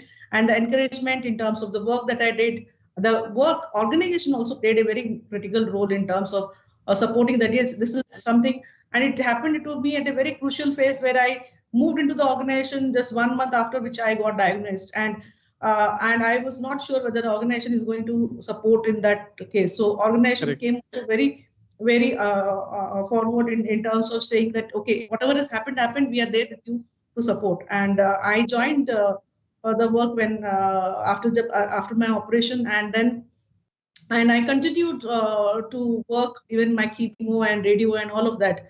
So I think the colleagues, the organization, the friends, and your own self, that yes, I will not give it up. I mean, that's what that is what I followed, and it worked well for me. Thank you very much, Reena, for sharing. And I think it's been one of those stories I tell a lot of people without really referring you, but I'm glad we have this. But Sujendra, I have a question for you, and essentially because we've had this discussion earlier, and also I've seen the kind of work that you've been putting in. So, in your opinion, what are the critical HR policies that we need to implement to effectively support mental well-being in the workplace? And how can these policies be included or integrated into daily practices? Sure. Good question, because the Indian labor law doesn't have a framework, to look at control, measure, mental illness. So that becomes very tricky for employers because most of the employees start focusing on productivity. At least today, I'm glad that companies have recognized that, if you want productivity, it is just not about throwing money. You'll have to engage with the employee. So it starts from there, so companies have started engaging with people. However, more from a policy standpoint, I would like to share what some of the trends, organizations are following. One is, it is simple, not really complex.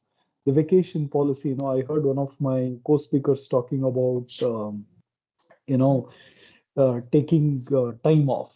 Now, if you look at it, we know that, it is the millennials who are mostly working, and a lot of them are quite young. The average age group, I'm talking about specifically to the IT industry, is about 25, 26 years. So a lot of them, think, they can dedicate too much of time in their careers because they want to grow up, they want to achieve whole lot of things. While personal ambition is perfectly fine, it's about giving them guidance as they shouldn't burn out themselves. Now, we don't have a policy to avoid burning out, but what companies are essentially focusing on today is, for example, we here in our organization have 22 days of time off given in a year. Now, most of them, there are holidays given for festivals and, Saturday, Sunday is a holiday and all that. People generally, try to have those leaves accumulated and, they want to either encash it or whatever. So one of the things that we here as HR have brought in is we are regularly, talking to employees to see and also encourage managers to provide time off break to employees so that employees make use of these breaks, come back rejuvenated. I think that's extremely important. Be it, if you go into the root cause of suicides and all that, it's, workplace stress, they haven't taken time off, they haven't rejuvenated, and there is no time, that they're thinking about something else. So essentially, look at providing them time off, have conversations with their managers, provide them an ecosystem. One is that, from a policy standpoint.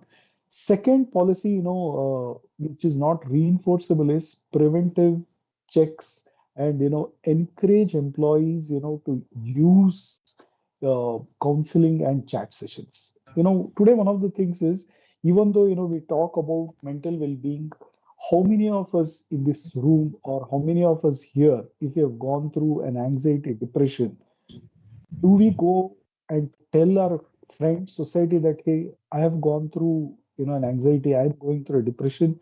It is still a stigma. Although we are talking about it, we are encouraging people to talk about it, it is still a taboo. People have inhibition. So the best thing to do is build an ecosystem for them so that they still make use of those chat sessions, still talk to a counselor, but that is still anonymous. So uh, we have experimented, using this with tech so that, employees can have employees can have uh, chat sessions, with their counselor, which is not known to anyone. And HR encourages, the usage of this. It could be a chat, it could be a counseling, and it all happens without the HR not being aware of it, but yet providing an ecosystem for employees to leverage on this. And surprisingly, I want to share some stats. Over the last 12 months, when we introduced, there's some noise in the background. May I request if Yeah, somebody is not looking to go on? muted that. Yeah. Yeah. Yeah. So surprisingly, when we introduced the wellness app, which has integrated EAP, wherein they could have personalized chat sessions and counseling sessions, almost 28 to 30% of my employees started using that, and that I saw from the usage. But before that, not even a single employee had walked up to us and said they're going through something in their lives. They wanted an external facilitator counseling. So, which means it is there, with the complexity of life, dynamically changing. There's whole lot of social pressure, work pressure, managing, at home. So, which means I believe, that the workplace and the homes have got lot more complex, while that is so, we have to ease it out, and I think technology is the biggest tool that can be leveraged, and we have been using it very, very specifically at our organization. It is not reinforceable by any policy, but encouraging to use that would definitely go a long way. Apart from, the culture standpoint of creating ecosystem of care and empathy. So these are few things that I thought to share off in terms of, uh, having more mental well-being for our employees and our ecosystem. Over to you, Sandesh. Fabulous, fabulous. Thank you very much. And in fact, as a follow-up of that, Ayushi, I have a question for you. And a lot of employee feedbacks that come in, and like we were just listening, you need to have an environment we are going to have anonymity in terms of the way we take feedback, or we need to have technology that helps us to put this feedback. And Sujendra highlighted, how uh, this needs to be projected to the employees as well. But at the end of the day, feedback is going to come back from the employees. And how can HR leverage this feedback and data to continually improve mental health programs and ensure that they're meeting the needs of the workforce? Yeah.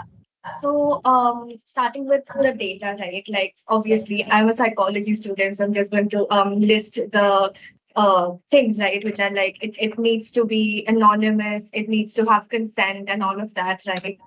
And after that, we can use the data to identify what problems your employees are facing. And then you can divide these problems into like various categories. Like, for example, someone in let's say social media department or like finance department will have like diverse problems that they are facing.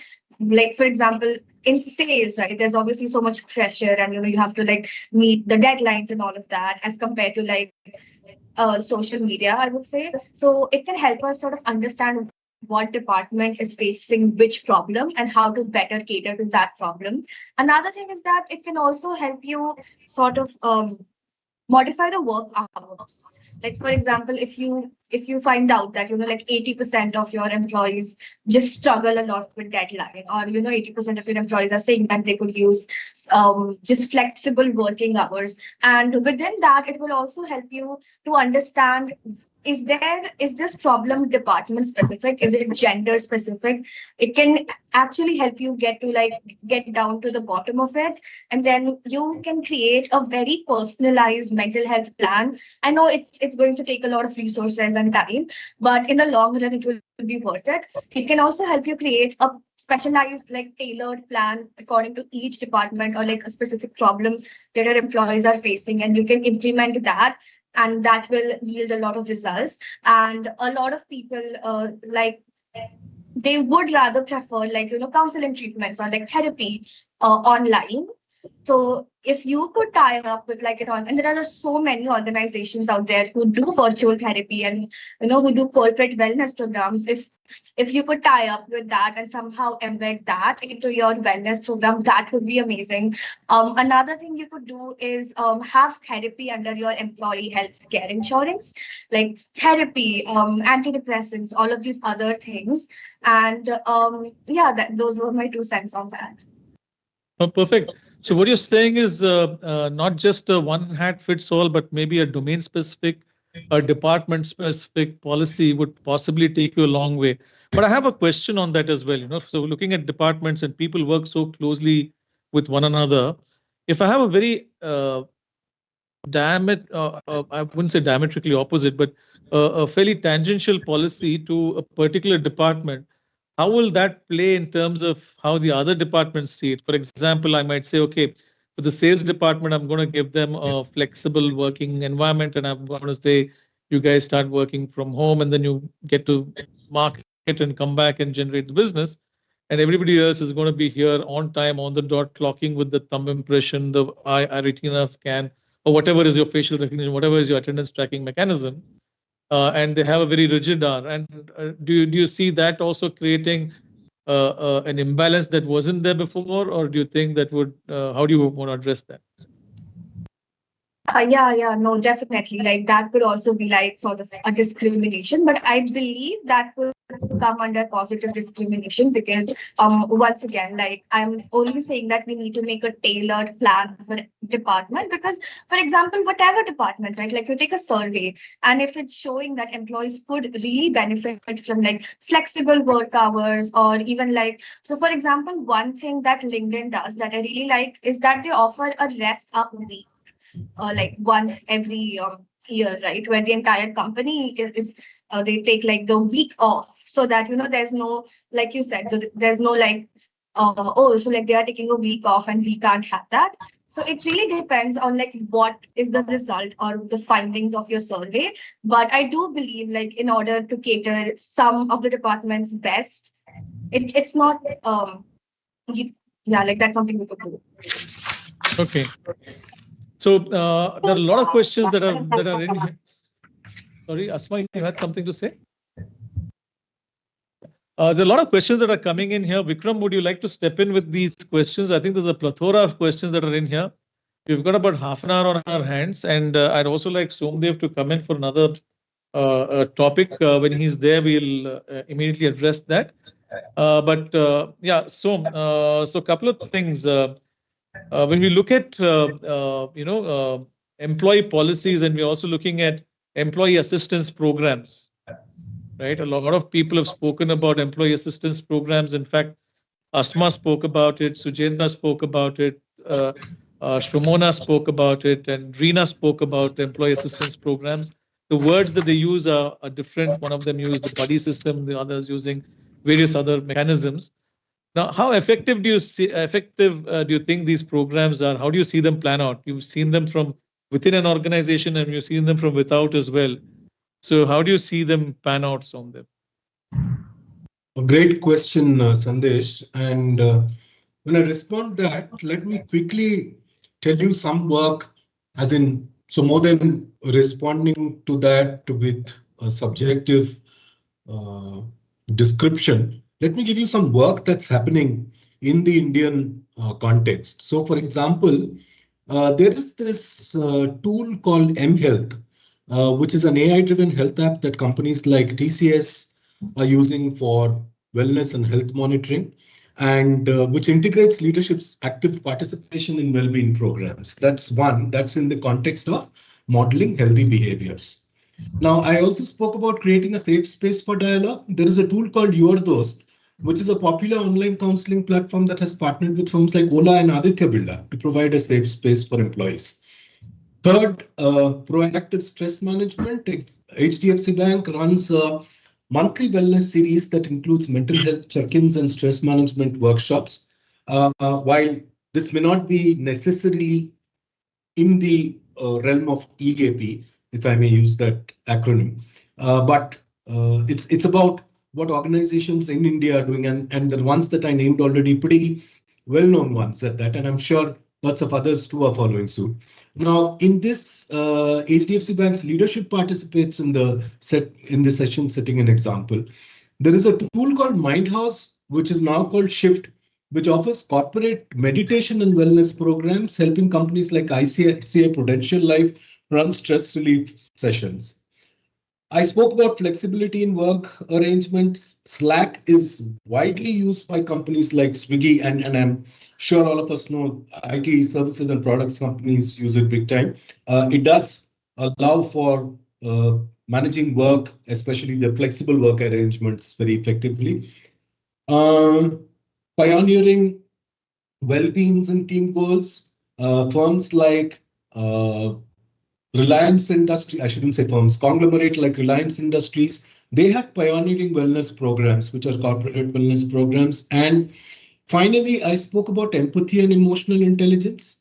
And there again, we have Coach Arohan, which is an Indian platform which offers emotional intelligence coaching for corporate leaders. So all that I wanted to say is, with mental health and emotional well-being, and especially that to do with the workplace becoming extremely critical these days, there's a lot of work that's happening. How effective they are, unfortunately, I don't have data on that, but I am glad to see that there is so much work that's happening. And then we heard Asma, we heard Shramona, we heard Reena talk about their organizations. So yeah, there's a lot of work that's certainly happening. How effective? I don't have an answer yet. I'm hoping they are. Right. So Shramona, Asma, and Reena, how do you measure the effectiveness of your AEPs and also your other wellness programs and initiatives that you're taking? See, if I have to talk about the colleague program that we are running, which was QBuddy, we have a measurement tool in place where we do assessment of things are working well, not well, through multiple sources. One is the employee who is going through this. We take an anonymous feedback from the employee who is part of this program. Plus, the line managers also give a feedback about if this is working out or not. And based on that, we do provide rewards and recognition as a monthly rewards and recognition program to the employees, those who come forward as a QBuddy or a colleague for us. So what we have tried to get information is when things comes to surface in terms of whether they take assistance or not. But few things are definitely coming to the surface in terms of me getting to know what is working out well, what is not working out well, and what is the things that we need to do.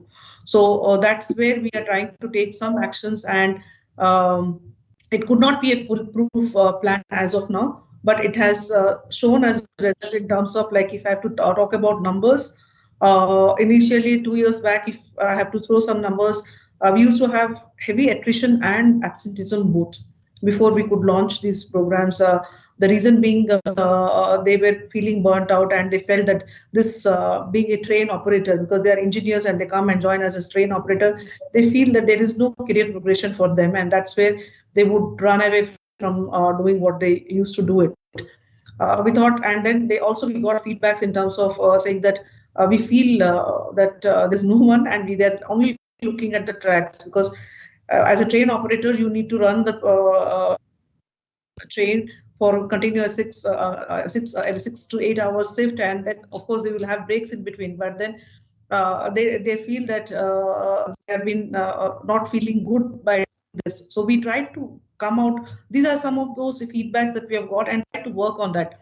One, on the career progression, to see that if they cannot just be train operator for ages, and every two years we give them a progression to become either get into a station operations role or get into a maintenance role. So there is a change of what they are doing, and that reduces the stress level. And I like one of your policies as well, Reena. In fact, when I spoke to your managing director as well, I realized that the people you let go from your organization to other organizations who want to hire them at possibly better salaries, you let go of your best employees, and you don't halt. Or I think it's a fabulous way to recognize your people, and it also gives a lot of emphasis in terms of how robust your own internal training mechanism is, because you have confidence that you'll fill up that talent very quickly. Right? And amazing. We do not do a lateral hire at all. We build, we hire at the entry level and build them to grow in the organization, and that's how we have been doing, and it has been successful. I mean, we had the very difficult time in the month of February, where there is a new metro line which came up in Riyadh, took 65 of our top performers. Right. And we didn't get shaked, because we ensured that we have the talent pool in-house, and we build our capabilities in terms of making sure that our internal talent pool raises up and could handle it without any jerk that we had to manage. So these are some of these practices that we have internally got. I mean, I got the information from the programs that we have done, and these feedbacks have been the real feedbacks which helped us to build some processes, build some best practices which could retain our talent. And I was talking about attrition. Our attrition used to be 33% in 2022, and now it is hardly 12%. So I mean, that's how we could bring it down.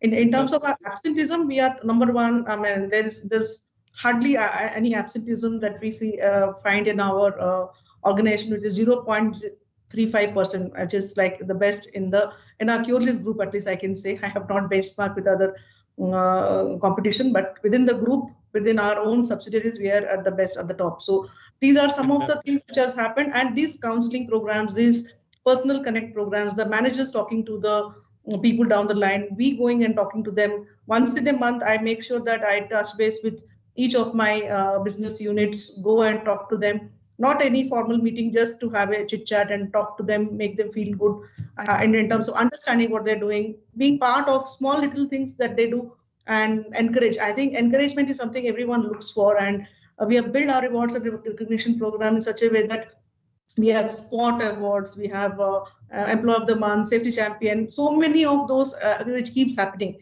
and people look forward to competing among themselves and trying to be the best version of them. So these are small little things which have shown results, and that's what I can talk about.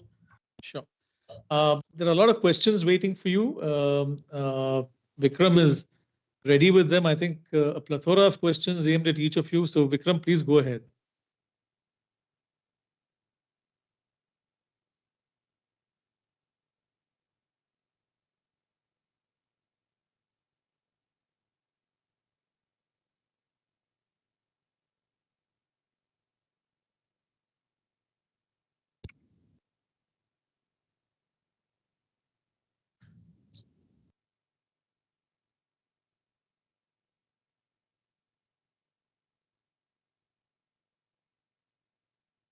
Is it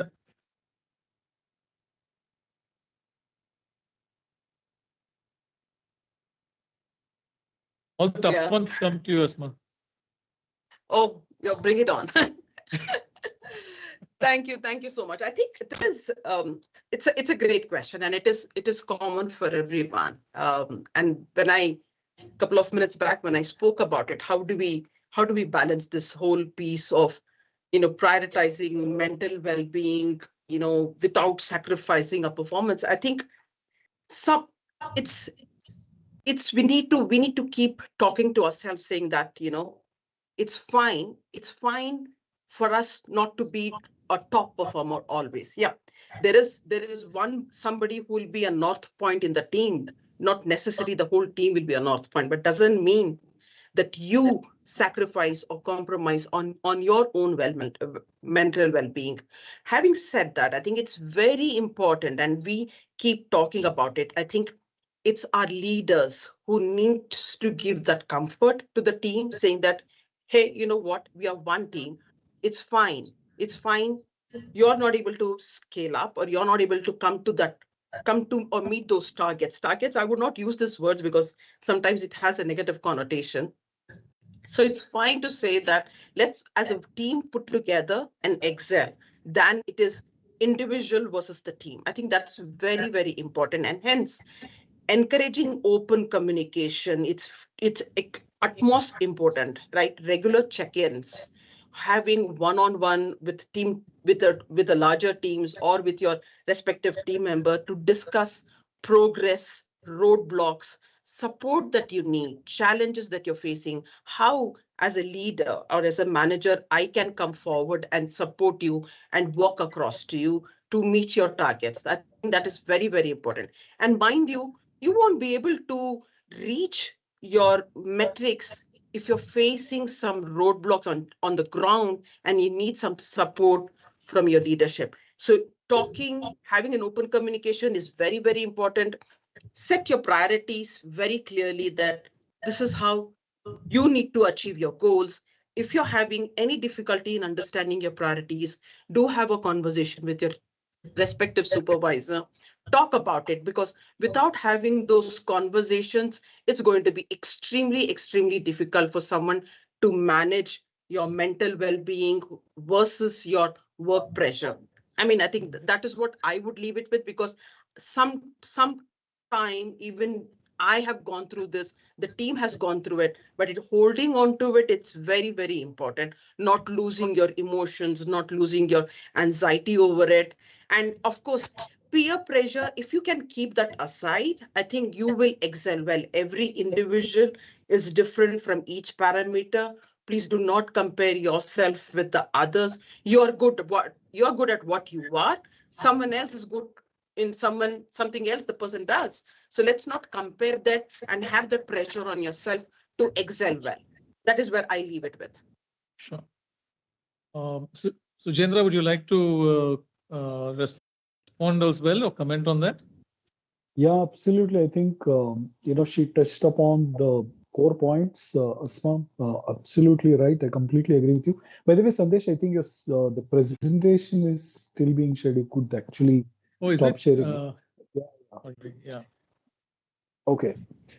So one of the things in today's corporate world is about performance.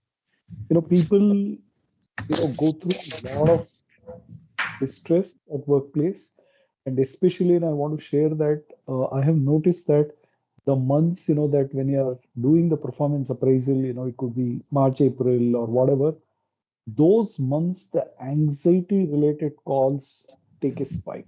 Now, why does that happen? I'm not a clinical psychologist, but I have some data. I am a HR person, and all I can do is interpret the data. So that tells me that there is something which is cooking in the minds of people because they're anxious to get feedback. Now, that is where, Asma's point is extremely important as to what are you doing, in terms of messaging at the workplace through the managers, and culture plays a extremely important step. Now, if you have the culture of, terminating people immediately based on their performances, yeah, obviously, the messaging is wrong, then that's a negative culture being curated. People are worried that if their rating takes a dip, then it could potentially hit chances of their employment, promotion, compensation, whatever. So they are highly anxious. So that is where I think we as HR need to step in, need to look at, if there is a bad performance. Now, it's also about tolerance of performance. Now, why will you tolerate bad performance? Is it for the skill related issue, or is it for the attitude related issue? Now, I think, from an HR standpoint, skill is something which we can develop, which we can train people. So if somebody is struggling to catch up with the skill, they go through a PIP process so that there is a skill improvement. And as organization, I'm sure a lot of my HR colleagues out here, the PIP, is frightening, but it's about, helping the person to, do that skill development over that 3 months or, 90 days, whatever is the time frame in the respective organization. We are tolerant because we want to give an opportunity to the individual so that he can develop the skill and there is second opportunity. But what for which there is zero tolerance is about the attitude.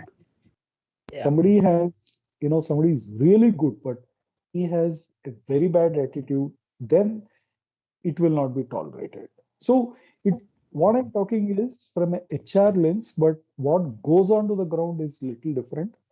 But we, as HR has conscience keepers, we are the chief listening officers of the organization. We need to curate the content that's okay, sometimes your performance dips. I have seen cases where the performance takes a dip because the person is going through a divorce. He's having a Oh, family yes. issue, right? So you can be inhuman and say, I'm not able to give you a second opportunity, but we as HR, if you know the background, I think that is where we come in, do the counseling, help the person, give him one more window so that he rejuvenates, he comes back, he comes back. And I've seen cases where people have become star performers once they're Oh, able to yes. go through that crowd. So I think that's where we as HR, have a pivotal role to play. I heard Reena also talking about those, in-house sessions with employees. That's the window to get to know people personally as well, to understand what's happening in their personal lives. Yeah, maybe, as organizations, we grow big, we cannot be there everywhere. Managers become the HR for their teams, and we have a collective responsibility, to take care of our people. And that's where the culture becomes extremely important as to what is the messaging. Are you having the culture to nurture people, to take care of them? If that message is rightly passed, lot of these cases, can be handled with extreme maturity, and you see people come back, and there is that resilience in them to prove that they are not bad performers, but they are something who can actually, when their walls are their back, when they are actually going through a downtrend, they can actually make a comeback. So the culture of resilience is also extremely important. And I think we should start demonstrating that in our respective organizations. It's top down, Yeah.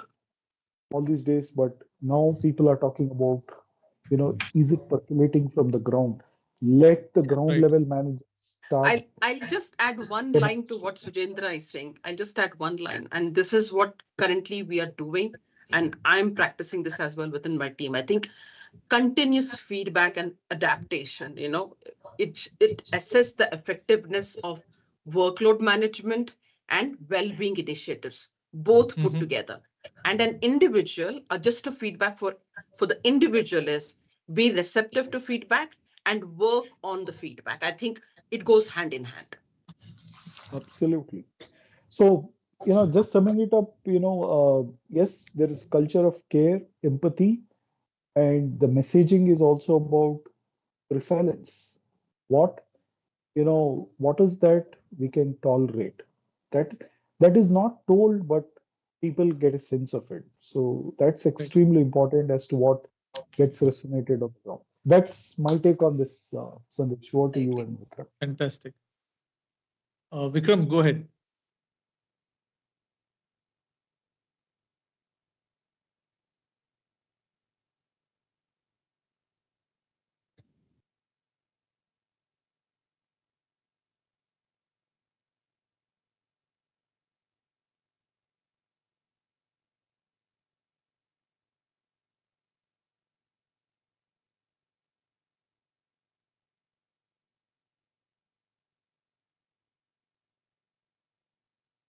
Romana. Can you please repeat the last bit of the question?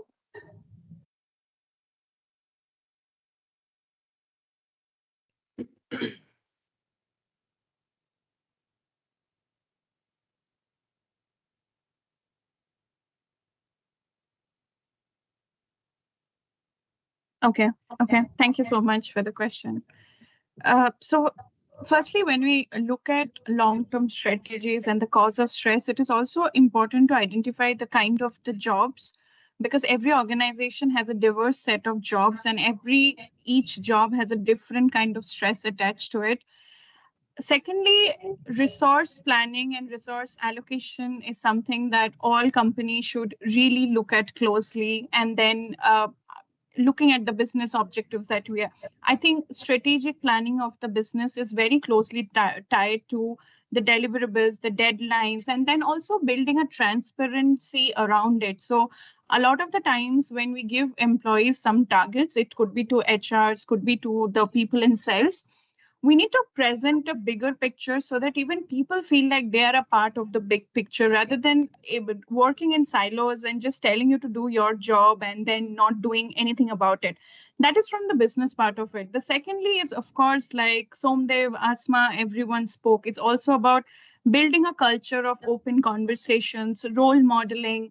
And of course, all of us work hard, or all of us have some days which are really, really long. But it is also important, at least at Moody's, it is when you are on your time off, you are not allowed to log in. And it is because also we are heavily regulated. It is not allowed. It is a compliance issue.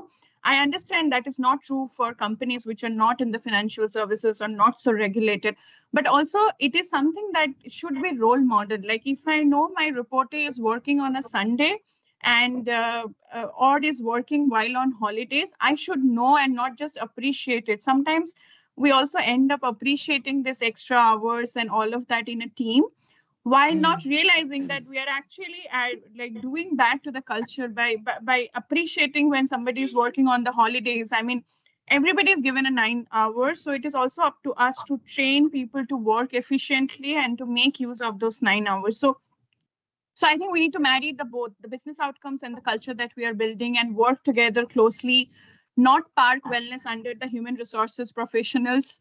It is everybody's job to contribute to the DNA of the company's culture. It is not a function just of the people team or the human resources.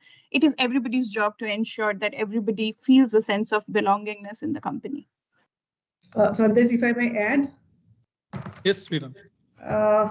I would just add what we do at Cureless. Like as I've said, our people engagement initiative based on we care, we commit, and we imagine, which is our values. And we care is focusing on mostly on the wellness and well-being. So we try to keep it very simple in terms of our strategy.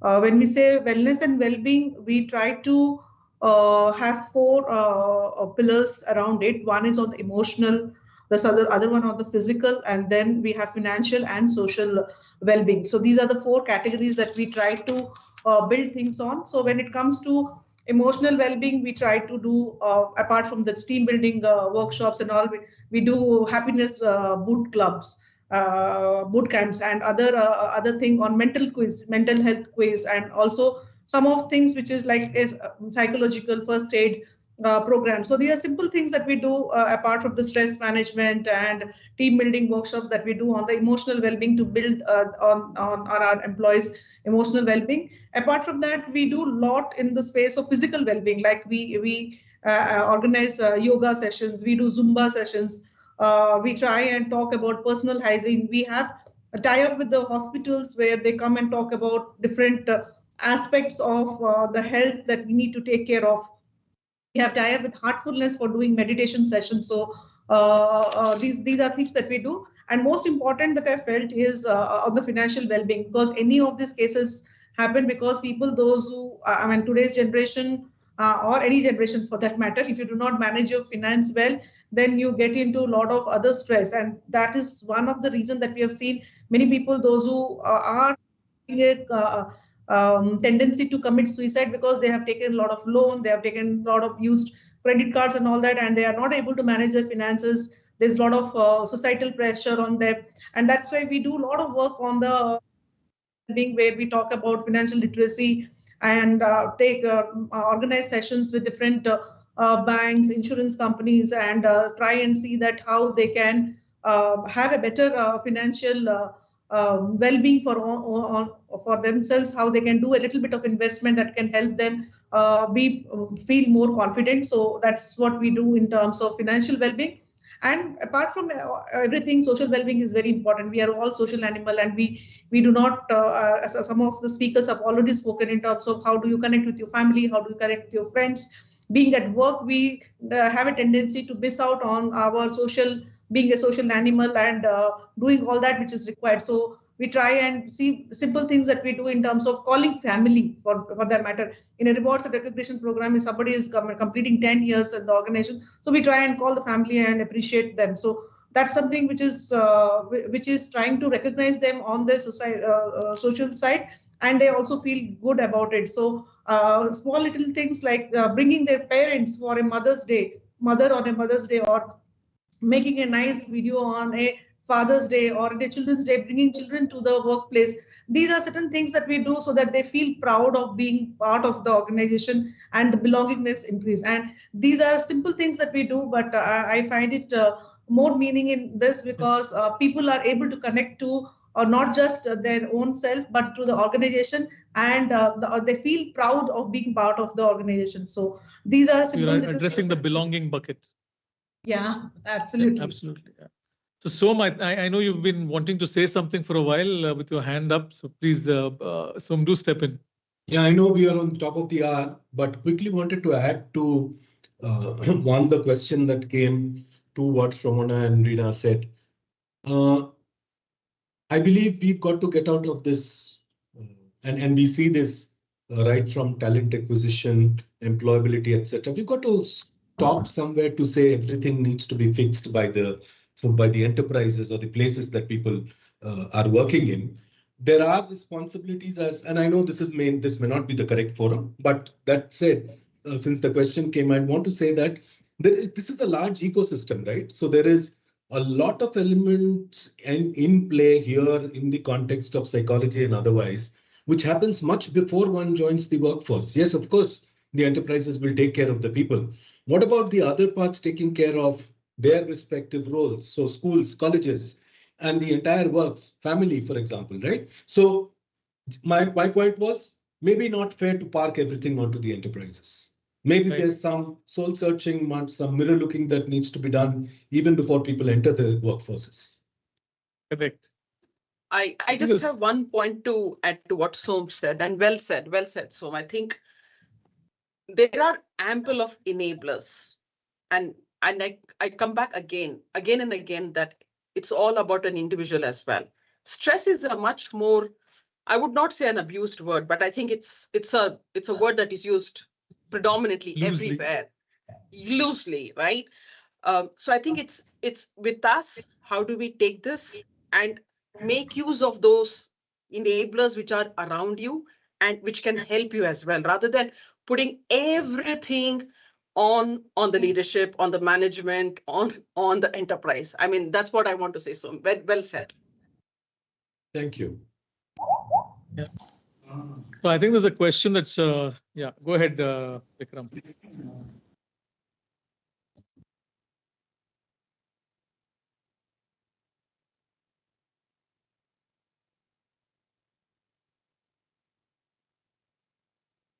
Yeah.